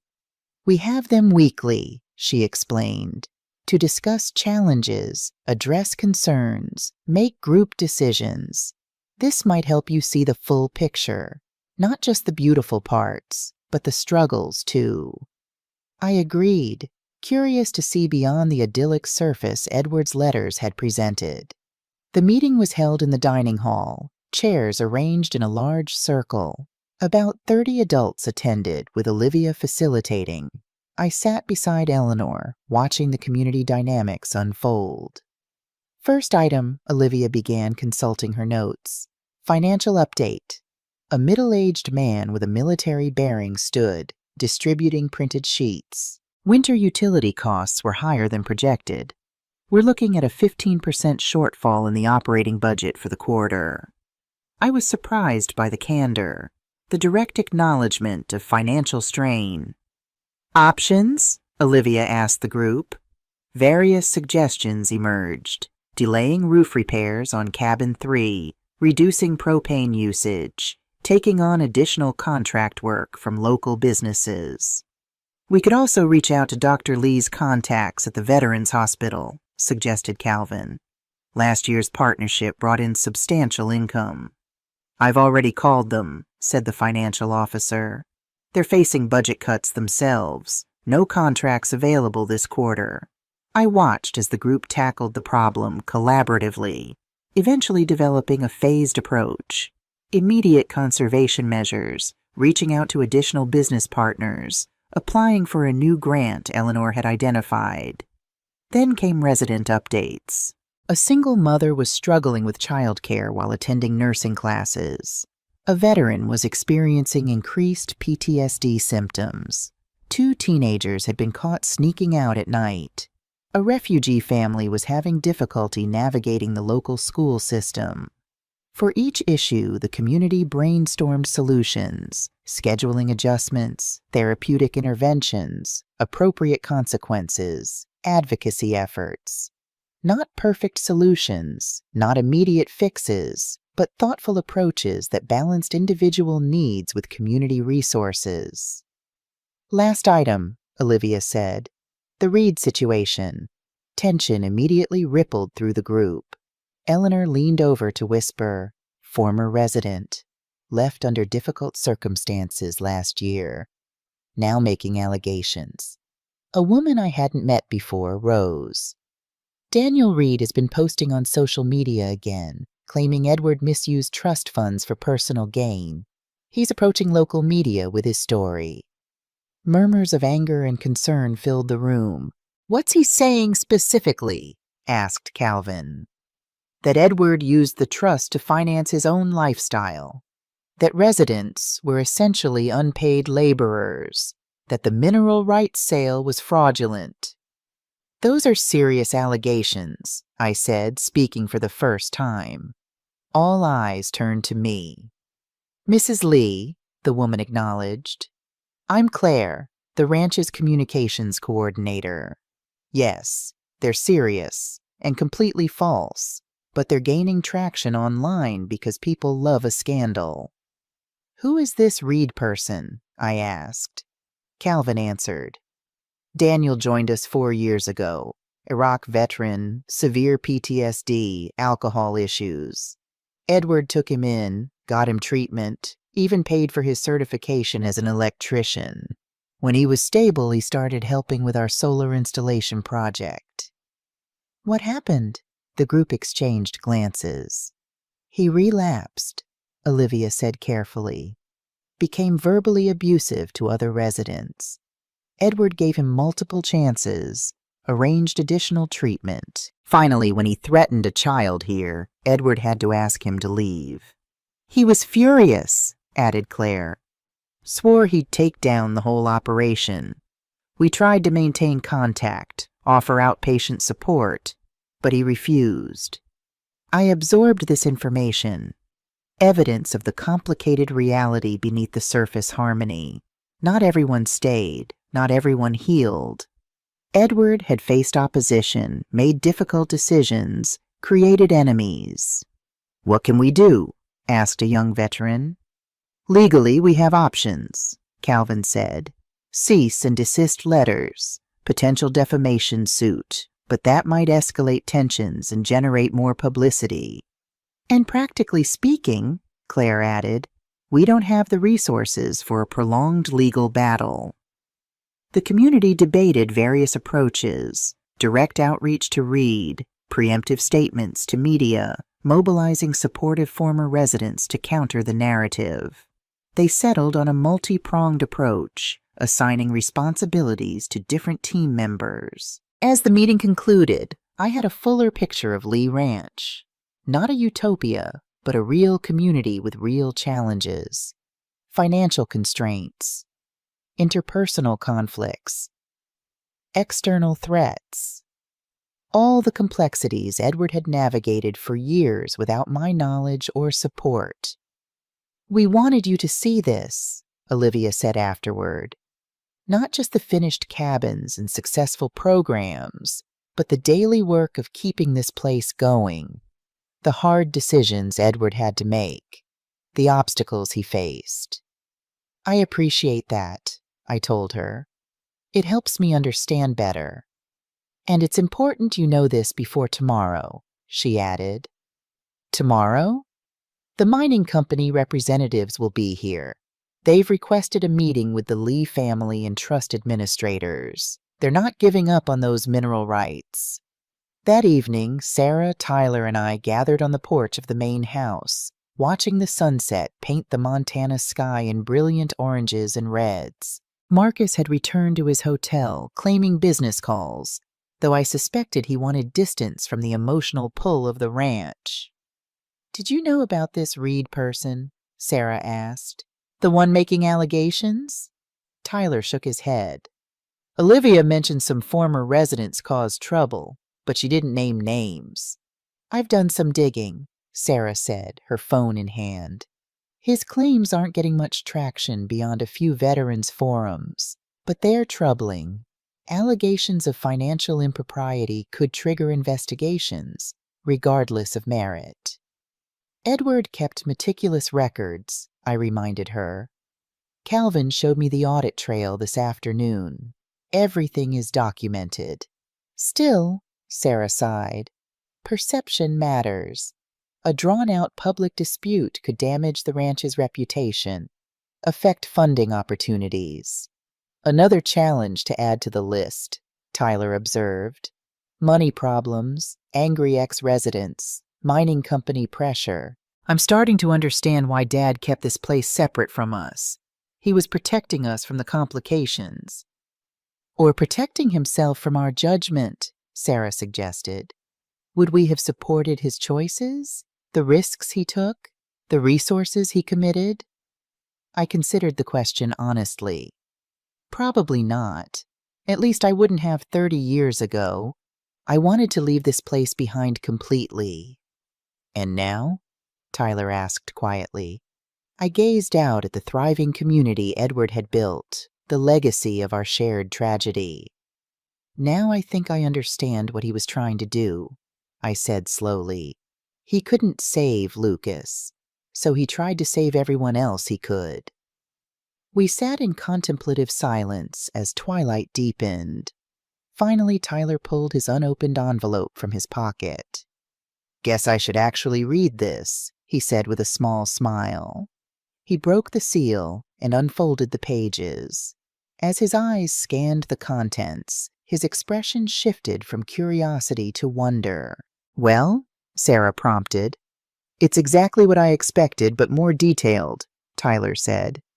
"Dad proposes I develop and lead an equine therapy program for trauma survivors, veterans, children from violent homes, people in recovery." He looked up. "He's arranged for me to get proper certification. There's a training program in Wyoming that specializes in this work. He's already paid for it." "He knew you'd accept," I realized. Tyler nodded. "He writes that he's watched me struggle to fit into conventional career paths while my true gifts remained untapped. Says my sensitivity, the very quality that made recovering from Lucas's death so difficult, is actually my strength when properly channeled." I saw tears in Tyler's eyes as he continued reading aloud. "You were just 7 when we lost Lucas, too young to understand but old enough to absorb the pain that saturated our home. While Marcus armored himself with achievement and Sarah with intellectual precision, you remained open, vulnerable, and thus most deeply wounded. I've watched you search for purpose, for connection, cycling through jobs and relationships, seeking something you couldn't name. I believe you'll find it here, with these damaged souls who need exactly what you offer: patience, intuition, and profound empathy. The horses respond to you because you approach them without ego or agenda. People in pain need that same quality. They need someone who doesn't try to fix them, but simply stands beside them in their brokenness until they find their own way toward healing. This is not an obligation, but an invitation to become who you were always meant to be, not despite your wounds, but because of them." Tyler folded the letter carefully. "He saw me," he said simply. "The real me." Sarah reached for his hand. "I think he saw all of us more clearly than we saw ourselves." She opened her own proposal again, studying it thoughtfully. "This legal clinic he's suggesting, it's actually what I dreamed of doing in law school, before the lure of corporate success took over." She looked up at me. "Did you know I originally wanted to practice public interest law, helping people who couldn't afford representation?" I shook my head. "You never mentioned it." "I thought Dad was disappointed when I chose corporate law. He never said anything, but..." She trailed off. "Turns out he knew all along what would truly fulfill me." "Edward noticed everything," I said, "even when he seemed distracted or distant." A motorcycle roared up the driveway, Marcus returning from town. He climbed the porch steps, his expression guarded. "The mining company representatives called me," he announced without preamble. "They've sweetened the offer. $30 million now, with $5 million additional allocated for relocating current residents to suitable alternative housing." "They're getting desperate," Sarah observed. "Or they know something we don't about what's under this land," Marcus countered. "Either way, it's a lot of money to walk away from." "For what?" Tyler asked sharply. "So they can strip mine the place where our brother died? Destroy the community Dad built? Turn his legacy into an open pit?" Marcus ran a hand through his hair in frustration. "It's not that simple, Tyler. Think of the good we could do with that money. Set up scholarships in Lucas's name, fund veterans organizations nationwide, help thousands instead of dozens." "It's not just about numbers," I said quietly. "It's about depth versus breadth. Edward chose to make a profound difference in fewer lives rather than a superficial difference in many." "And what about our lives, Mom?" Marcus pressed. What about my children's college funds? Sarah's mortgage, your retirement security? Dad made unilateral decisions that affected all of us without consulting any of us. The accusation hung in the air, undeniable in its truth. Edward had acted alone, keeping secrets that impacted his entire family. You're right, I acknowledged. What he did wasn't fair to us. But the question now is what's fair to do in response. These people have built lives here based on Edward's promises. Do we honor those promises, or do we prioritize our own interests? Why does it have to be either or? Sarah interjected, her legal mind seeking compromise. The trust owns thousands of acres. The mining company doesn't need all of it. Perhaps there's a middle path. Limited extraction rights on the uninhabited portions, preservation of the community areas, a revenue-sharing arrangement that benefits both the ranch and our family. Marcus looked surprised. You're considering staying involved with this place?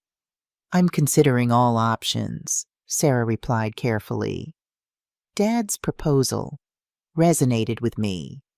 Not wholesale relocation, but perhaps dividing my time. The Denver-Billings commute isn't impossible. Marcus turned to me. And you, Mom?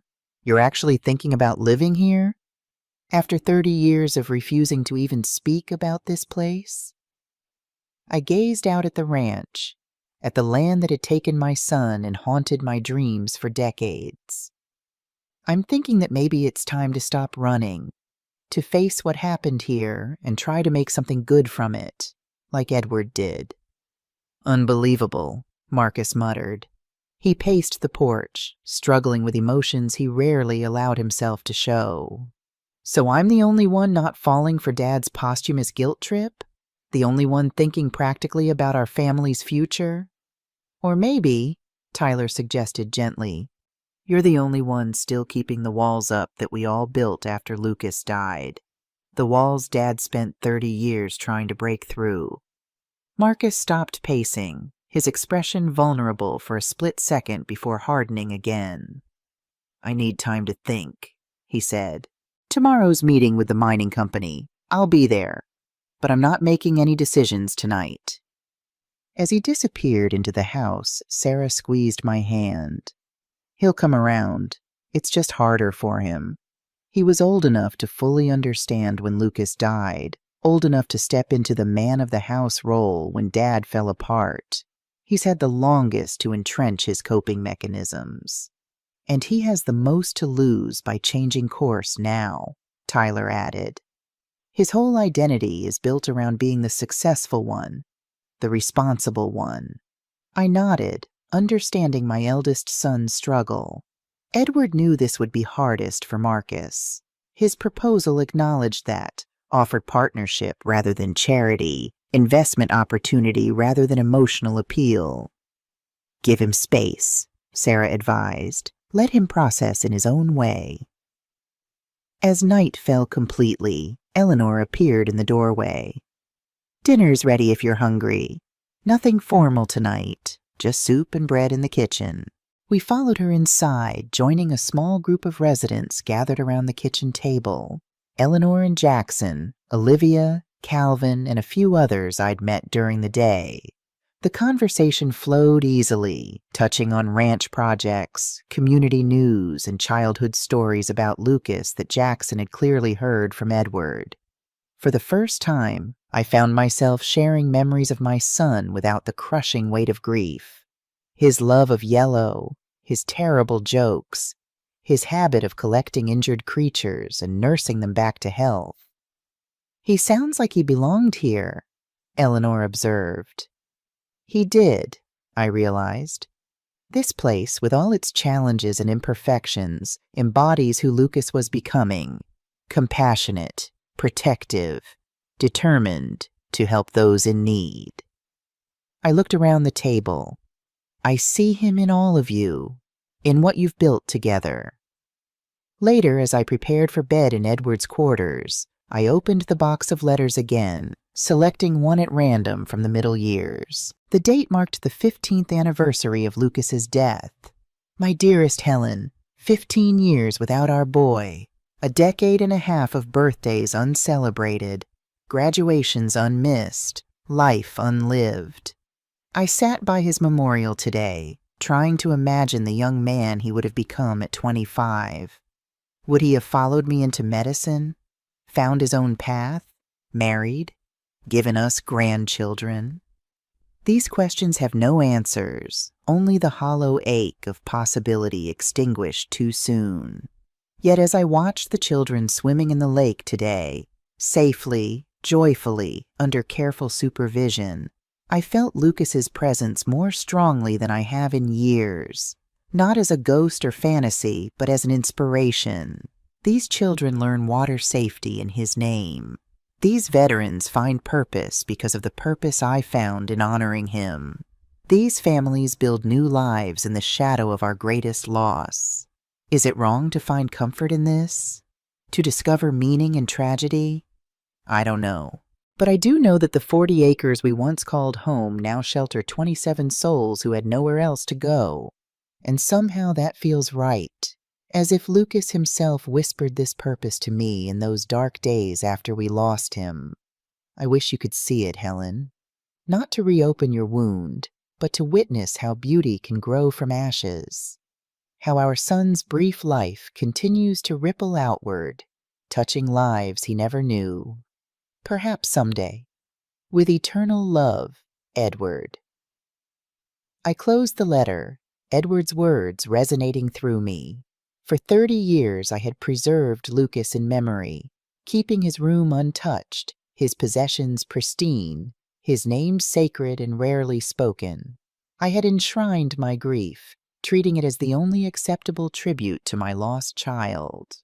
Meanwhile, Edward had transformed his grief into action, creating living memorials that grew and evolved, touching countless lives. Which of us had truly honored our son's memory? Morning arrived with a flurry of activity, residents preparing for the mining company's visit, Calvin reviewing legal documents, Olivia organizing the community center where the meeting would be held. I found Marcus in Edward's office, examining financial statements with an investor's critical eye. The trust's financial position is more precarious than they're admitting, he said without looking up.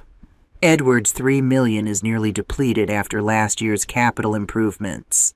Operating costs exceed sustainable income by about 20% annually. Good morning to you too, I said mildly, setting a cup of coffee beside him. He glanced up, his expression softening slightly. Sorry. Been up since 5 going through these records. He rubbed his eyes. Dad built something extraordinary here, but financially it's on shaky ground. I sat across from him. Calvin mentioned they've had tight years before. Not this tight. The pandemic hit their donor base hard. Energy costs are up, and they've taken in 15 new residents in the past year alone. He tapped a spreadsheet. At current burn rates, they have maybe 18 months before they're in real trouble. Is that why you're looking so intently at the mining offer? Marcus leaned back, sighing. Partly. $30 million would solve a lot of problems, both for the residents and for us. But it's more than that. He hesitated. I've been doing some research on Daniel Reed, the former resident making accusations. And his claims aren't entirely without merit. The trust's structure gives administrators broad discretion in allocating funds. Dad did occasionally use trust assets for personal expenses when here at the ranch. Vehicles, travel, medical equipment. All arguably for ranch purposes, but the lines are blurry. You think there could be legal issues? Nothing criminal, Marcus clarified. But enough gray areas to create problems if scrutinized too closely. An IRS audit could be devastating, not just financially, but reputationally. I considered this new information. What are you suggesting? A clean break, he said. Accept the mining company's offer, but with conditions. Use a portion of the funds to relocate residents, establish new facilities elsewhere, properly endow the operation with clear governance and financial controls. He met my eyes. It would preserve Dad's legacy while protecting everyone involved, including our family. Before I could respond, Sarah appeared in the doorway. They're here, 2 executives, an environmental consultant, and their attorney. We gathered in the community center, a converted equipment shed that now served as meeting space, classroom, and occasional theater. The mining company representatives, sleek in expensive suits despite the rural setting, presented their proposal with polished professionalism.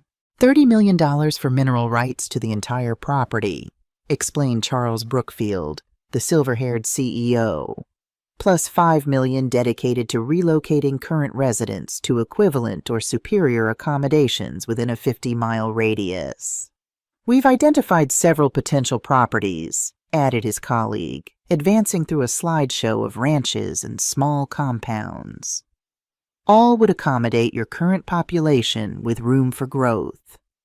Our environmental assessment indicates minimal disruption to surrounding areas, the consultant assured us. State-of-the-art extraction techniques, comprehensive reclamation plans. All perfectly legal under the terms of the trust, concluded their attorney, a sharp-eyed woman in her 40s. We've reviewed the documentation thoroughly. Though we'd need all current residents to vacate within 6 months of signing, Brookfield added. Our investors are eager to begin operations. Calvin, seated beside me, remained impassive. And the lake? He asked. What happens to it? The executives exchanged glances. The extraction area would encompass that portion of the property, Brookfield admitted, though we'd be happy to relocate any memorial structures to the new facility. I felt a chill at his words. Move Lucas's memorial? Drain the lake where he'd died, but where dozens of children had since learned to swim safely. Transform this place of both tragedy and redemption into an industrial site. What about the historical significance of this property? Sarah asked. The community that's been established here? We understand your emotional attachment, the attorney said smoothly.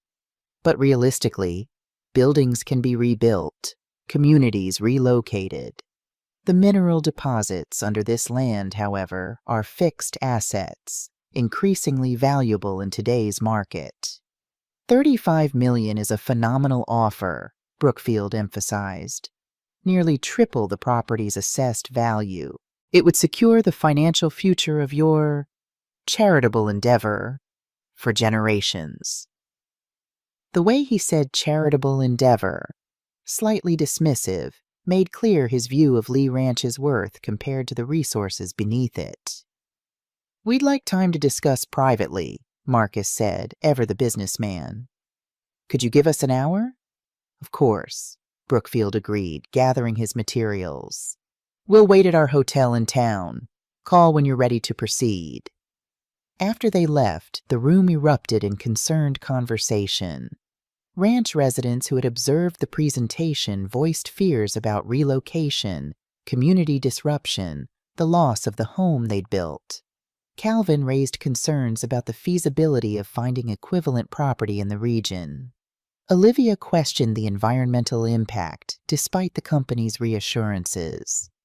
Marcus quieted the room. I understand everyone's attachment to this specific location, but practically speaking, the financial situation here is unsustainable. The trust is running deficits that will deplete reserves within 2 years. This offer could secure everyone's future on sounder financial footing. It's not just about money, argued Jackson, surprising everyone with his clarity. This is Lucas's place. His memory lives here.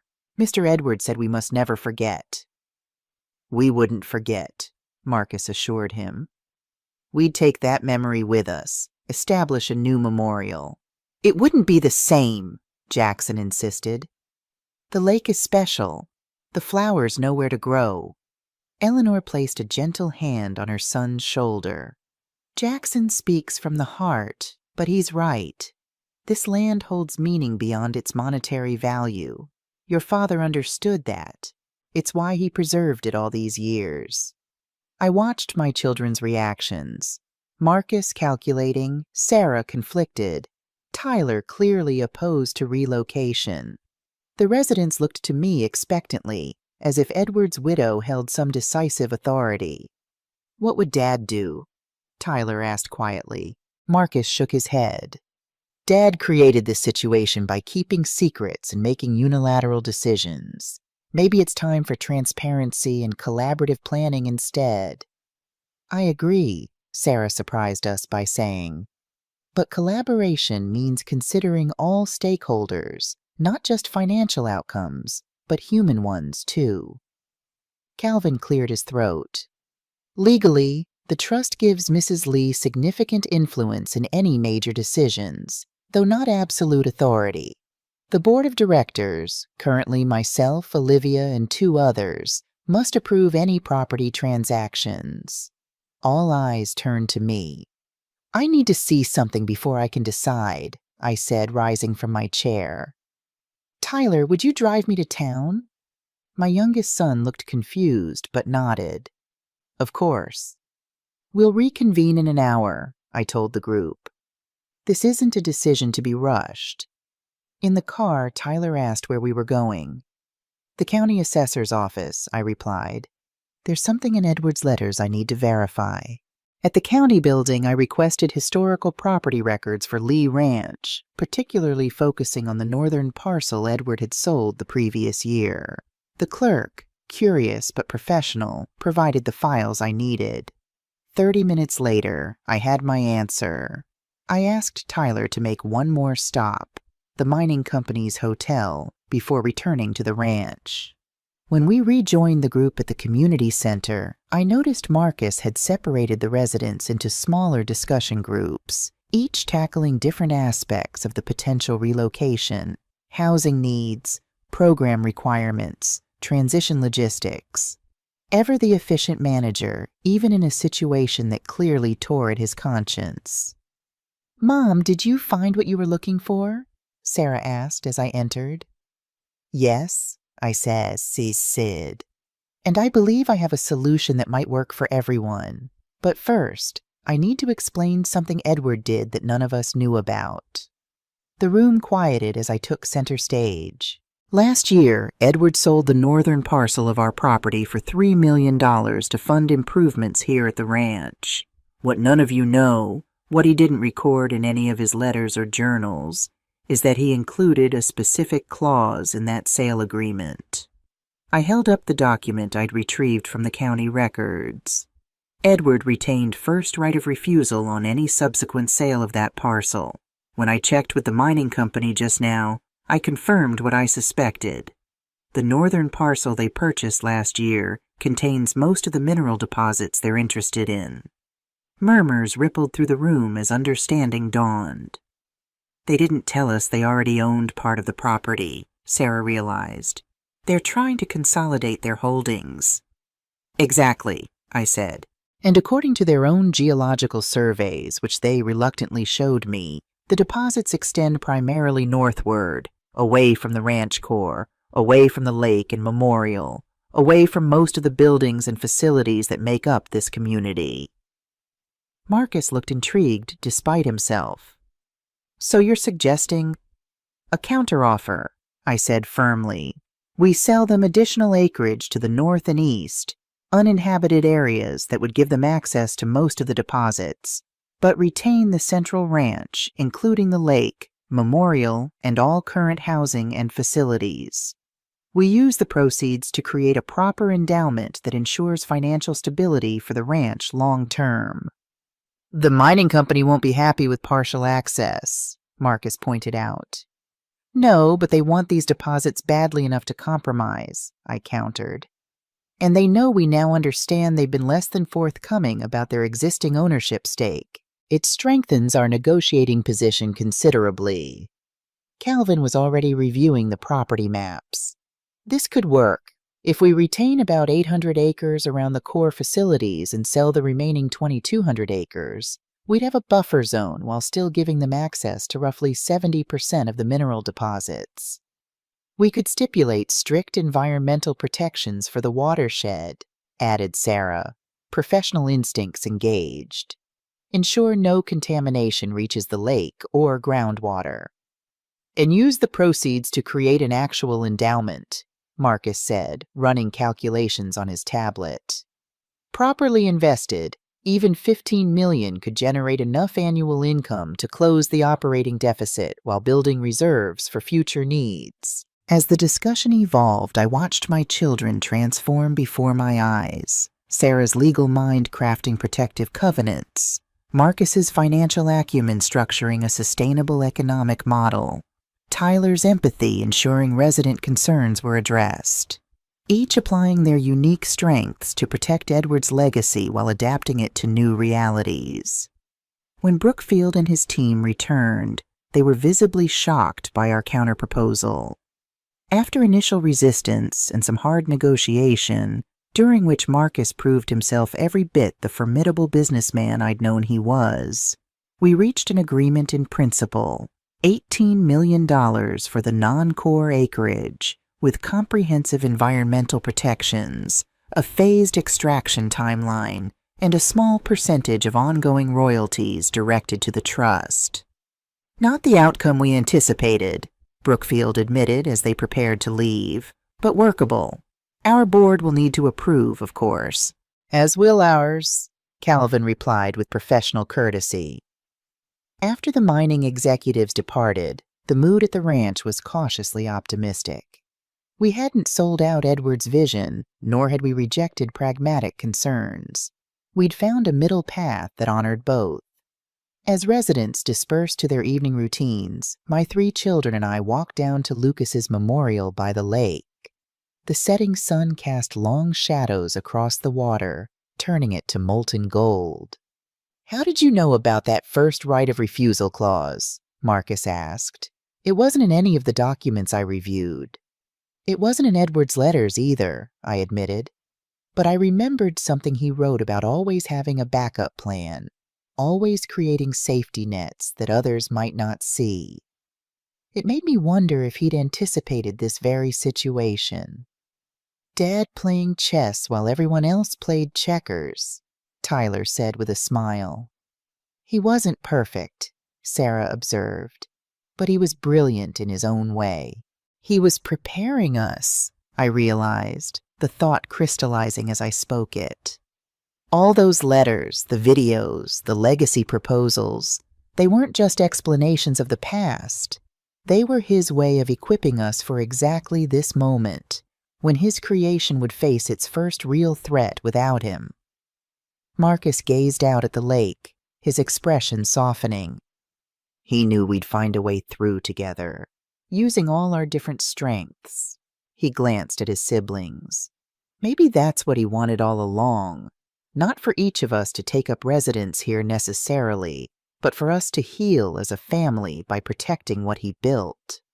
As twilight deepened, Jackson appeared with his nightly flowers for the memorial, carefully arranging yellow daisies around Lucas's plaque. He hummed softly as he worked, a contented guardian of memory. What do you think Lucas would make of all this? Tyler wondered aloud. I closed my eyes, allowing myself to truly imagine my firstborn as he might have been, grown now, perhaps with children of his own. I think he would be proud, I said. Proud that his father created something beautiful from tragedy. Proud that his siblings came together to protect it. Proud that strangers found home in his name. Jackson looked up, his expression serious. Lucas is happy now, he said with absolute certainty. Mr. Edward told me they talk sometimes when the stars are bright. They're both watching over us. In the simple faith of this man whom Edward had rescued from homelessness, I found unexpected comfort, not because I believed in supernatural communication, but because I recognized the essential truth behind his words. Those we love continue to influence us long after they're gone.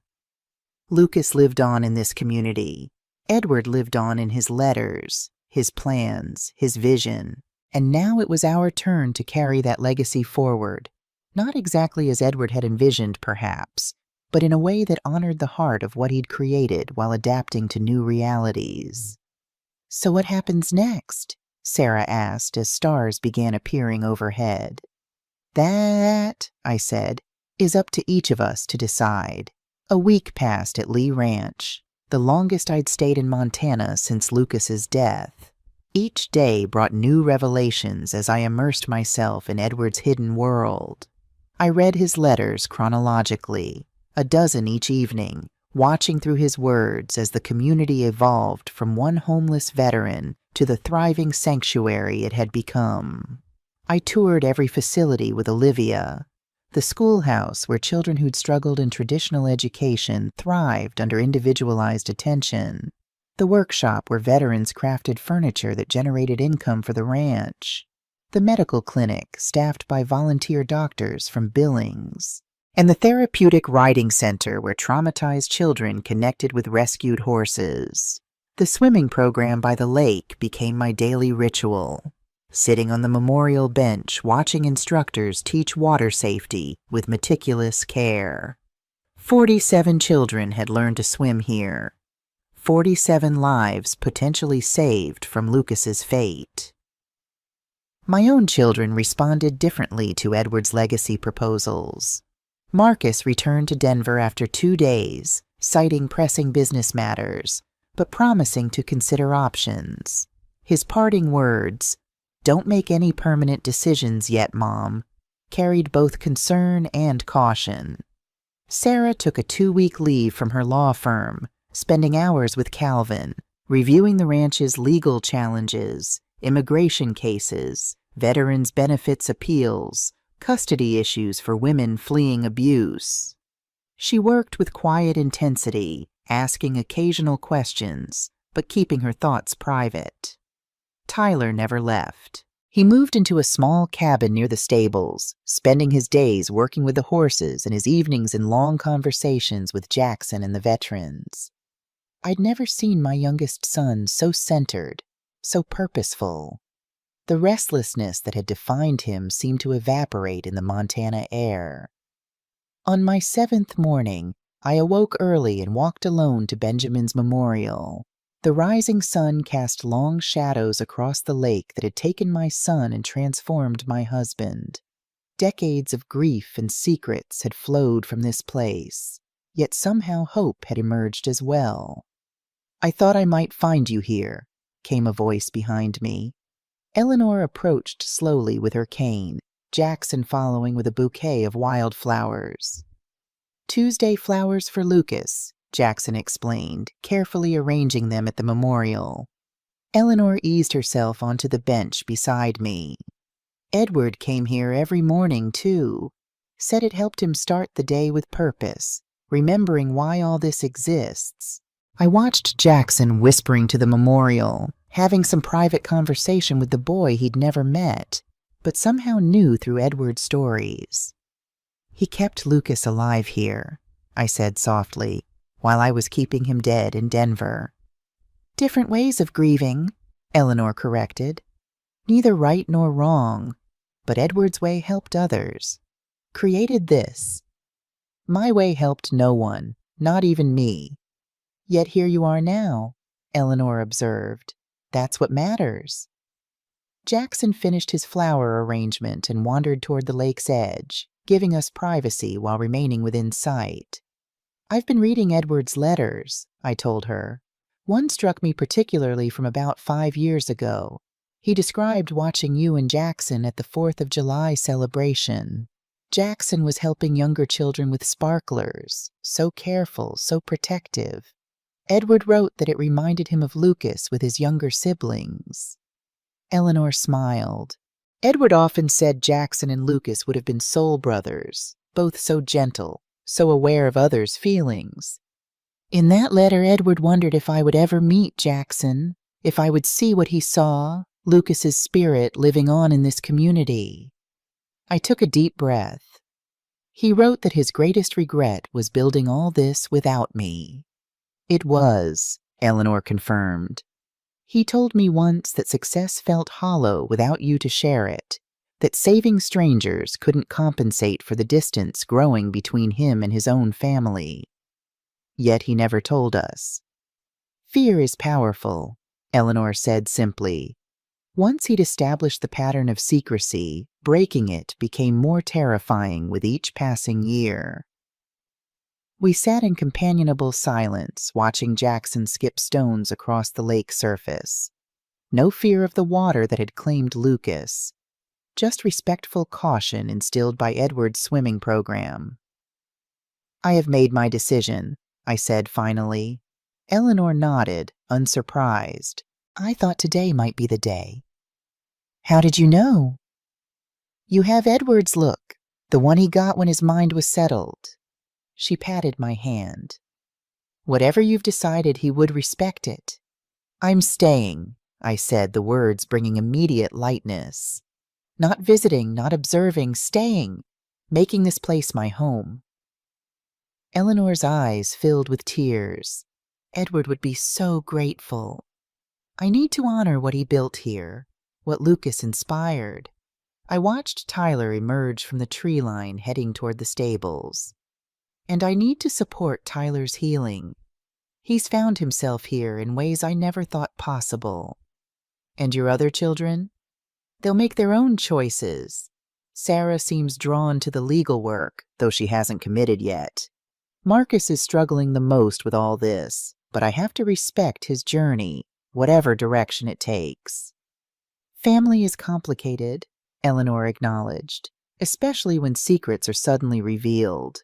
I've spent 30 years running from this place, I said, trying to outpace grief that always caught me anyway. Edward found another path, using grief as fuel for something beautiful. I want to follow that path now, however late my start. It's never too late for new beginnings, Eleanor assured me. Edward believed that with his whole heart. Later that morning, I gathered my 3 children in Edward's office. Sarah had just returned from observing Veterans Court in Billings. Marcus had flown in from Denver, his expression guarded. Tyler arrived last, horsehair clinging to his jeans and a new confidence in his bearing. I've made my decision, I announced without preamble. I'm moving to the ranch permanently. I'll be taking the position Edward outlined for me. Community historian and heartkeeper. Marcus's face tightened, though he said nothing. Sarah nodded thoughtfully. Tyler broke into a broad smile. I'm not asking any of you to follow my choice, I continued. Edward gave each of us separate proposals because he understood we're different people with different needs. All I ask is that you respect my decision as I'll respect yours. I've decided too, Tyler said, excitement barely contained. I'm accepting Dad's proposal. Equine Therapy Program Director. I'll be working with veterans and children using horses as therapeutic partners. And your apartment in Denver? Marcus asked. Your job at the music store? Tyler shrugged. Already gave notice on both. Nothing there was permanent anyway. Sarah? I prompted. My daughter straightened, lawyer mode engaging. I'm taking a 6-month leave of absence from the firm, a sabbatical to establish the legal aid clinic Dad proposed. After that, she shrugged, an uncharacteristic gesture of uncertainty. We'll see. All eyes turned to Marcus, who stood with arms crossed defensively. I can't uproot my family for this fantasy. My business is in Denver. My children are in schools they love. My wife has her own career. No one's asking you to uproot anything, I said gently. Edward's proposal for you involved occasional consultation, strategic planning. Presence, not residence. And what happens to the money from the mining company? Just left on the table? The offer will keep, Sarah interjected. And there are other options for responsible resource development that wouldn't destroy the community. I've been researching alternatives this week. Marcus looked around at our faces, his mother and siblings united in a vision he couldn't yet share. I need time, he finally said. "This is all happening too fast." "Take all the time you need," I assured him. "This place isn't going anywhere. Neither are we." That evening, as sunset painted the Montana sky in spectacular hues, I stood on the porch of what would soon be my home again. Ranch residents gathered for their weekly community dinner in the converted barn. I could see Tyler helping Jackson carry platters of food, Sarah deep in conversation with Calvin, and even Marcus cautiously joining a group of veterans examining plans for a new workshop. The memorial bell rang softly, the signal for gathering. As if by magnetic pull, my family found each other in the crowd, walking together toward the dining hall. Not perfect, not completely healed, but moving in the same direction for the first time since Lucas's death. Behind us, the lake gleamed golden in the setting sun, no longer just the place that took my son, but the place where his legacy lived on in every child who learned to swim, every veteran who found purpose, every family given shelter. Edward had been right all along. The only way past grief was through it, not around it, as I'd tried for 30 years, but straight through its heart to find meaning on the other side. 1 month into my new life at Lee Ranch, I woke to the sound of hammering. Outside my window, a construction crew, mostly ranch residents with a few professionals from town, was working on the foundation for Tyler's Equine Therapy Center. The project, funded partly by the mining deal proceeds, was the first of several improvements planned to expand the ranch's services. Sarah was due to return to Denver today after her initial 2-week stay had stretched to 4. She'd established the framework for the legal clinic, secured partnerships with law schools for student clinics, and created a referral network with social service agencies. She promised to return monthly and continue her work remotely between visits. Marcus remained the most distant, though not entirely absent. He'd made 3 weekend trips to the ranch, each time with his financial advisor's hat firmly in place, reviewing budgets, suggesting investments, strengthening financial controls. He engaged with the ranch as a project, not a home, maintaining emotional distance even as he contributed his expertise. His wife Diane and their children had yet to visit, a boundary I respected but hoped would eventually soften. I'd settled into my role with unexpected ease. 3 mornings a week, I taught history classes to the ranch's school-age residents and adult learners pursuing GEDs. I'd begun recording oral histories from the veterans and longtime residents, creating an archive of the community's evolution. The rest of my time was spent helping wherever needed, from the greenhouse to the kitchen to the never-ending administrative tasks that kept the ranch functioning. Today was special, though. I'd finally gathered the courage to do what I'd been avoiding since my return. With Eleanor's help, I was sorting through Lucas's things, the boxes Edward had carefully packed and stored in the farmhouse attic after our hasty departure 30 years ago. "You don't have to do this all at once," Eleanor said gently as we opened the first dusty carton. "I know," I replied, lifting out a faded yellow t-shirt. "But it's time. These things shouldn't be hidden away anymore." We worked in companionable silence, unpacking toys, books, clothes, the artifacts of a 10-year-old boy's interrupted life. Each item triggered memories, some painful, others surprisingly sweet. Lucas's baseball mitt, still bearing the oil stain where Edward had conditioned the leather. A collection of polished rocks Lucas had gathered from the creek. His favorite stuffed dog, threadbare from years of being clutched in sleep. "What will you do with everything?" Eleanor asked as the piles grew around us. "Share it," I said, surprising myself with the certainty in my voice. "The books will go to the schoolhouse library, the clothes to families who need them, the toys to children here." I held up a dinosaur figurine.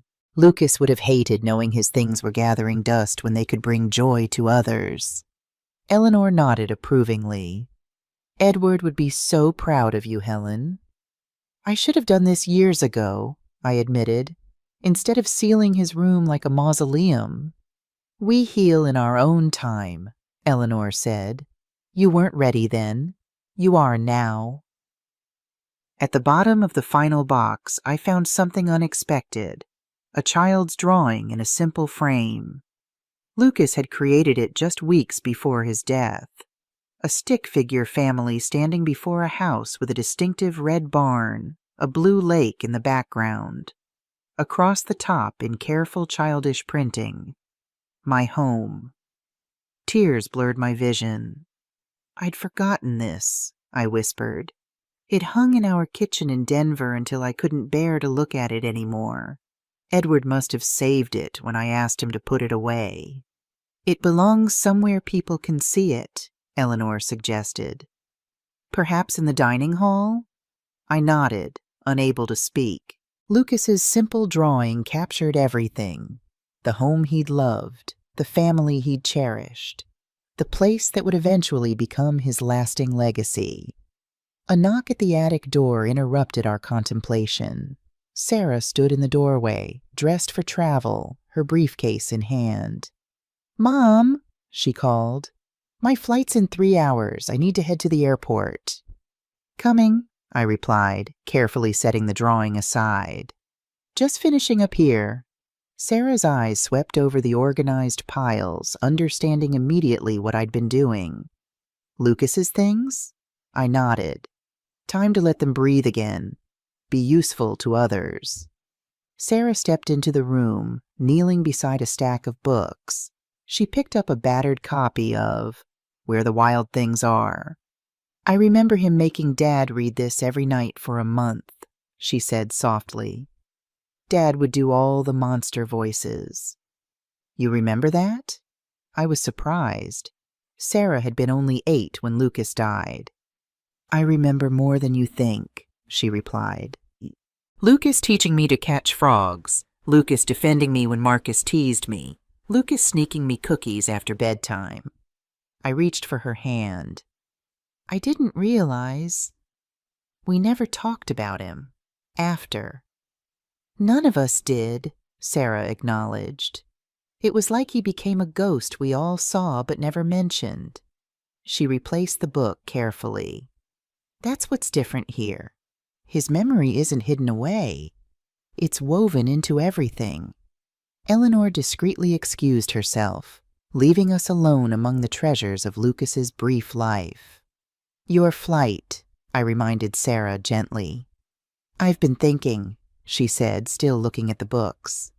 "This 6-month sabbatical, I'm not sure I want to go back afterward." My heart leapt, but I kept my expression neutral. "What are you considering?" "Nathan and I have been talking. His environmental law practice could easily relocate to Billings. The kids are young enough that changing schools wouldn't be traumatic." She looked up at me. "And the work here, Mom, it's what I went to law school for in the first place, before I got seduced by corner offices and corporate clients." "You'd move to Montana?" I asked carefully. "Not to the ranch, at least not right away, but Billings is only an hour away. We could get a place there, spend weekends here." She smiled wryly.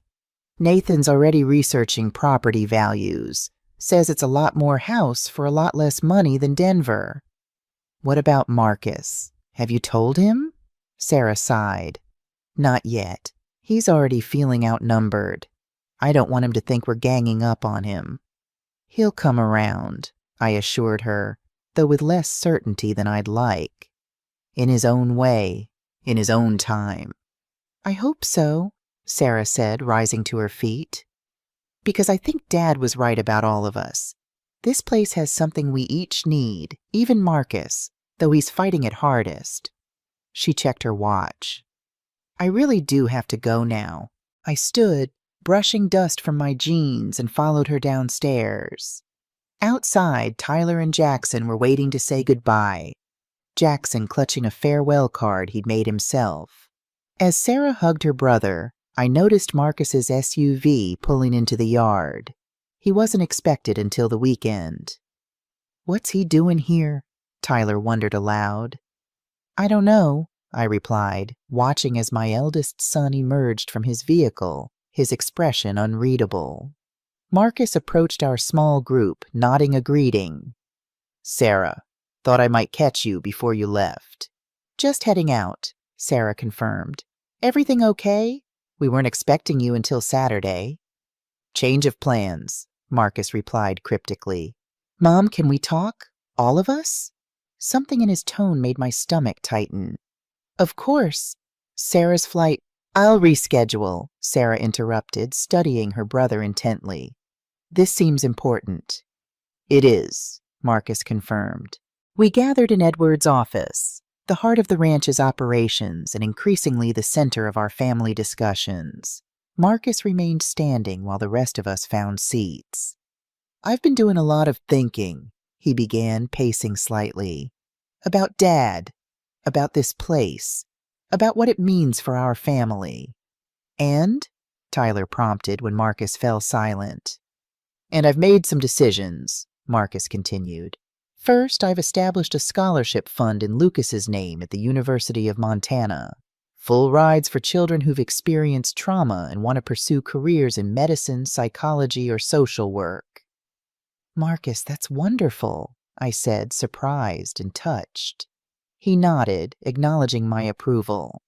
Second, I've created a financial oversight committee for the ranch.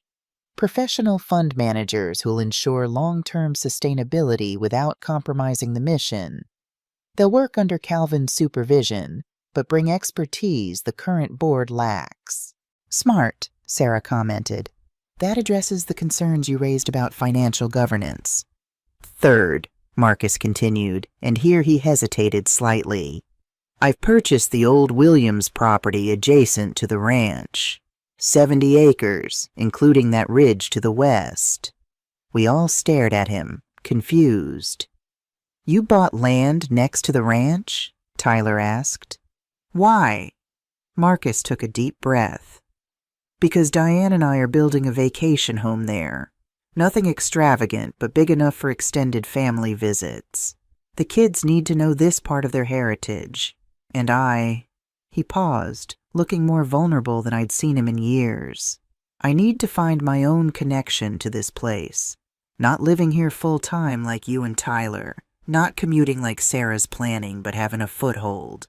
Somewhere that's mine, but connected. I felt tears welling in my eyes. Oh, Marcus.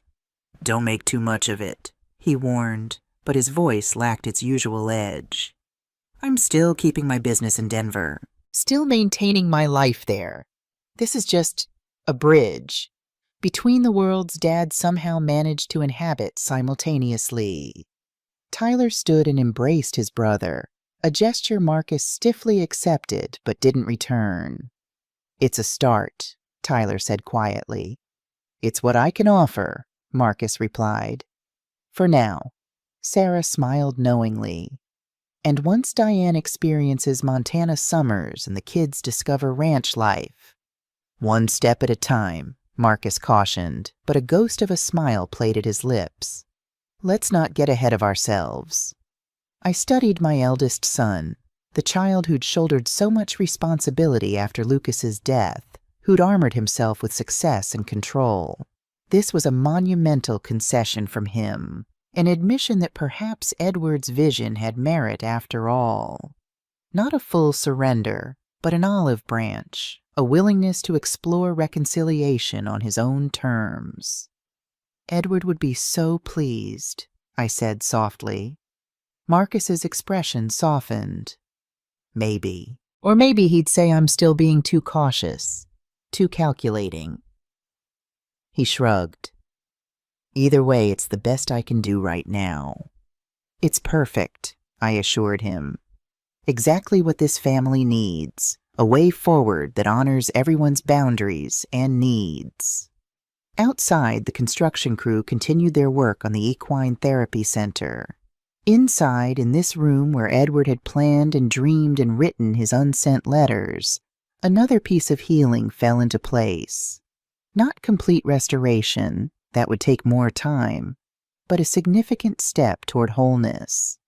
We were becoming, if not the family we'd been before Lucas's death, then a new configuration built around his memory and his father's vision.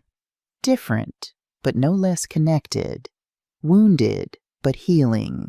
Separate paths, but a shared destination. So, Marcus said, breaking the emotional tension with his characteristic practicality, now that I've invested in this place, someone better show me these horses Tyler keeps talking about. I want to see what all the fuss is about. Tyler laughed. Jackson will be thrilled to give you the grand tour. Fair warning, you might end up on horseback before the day's out. Unlikely, Marcus replied dryly, but I suppose stranger things have happened.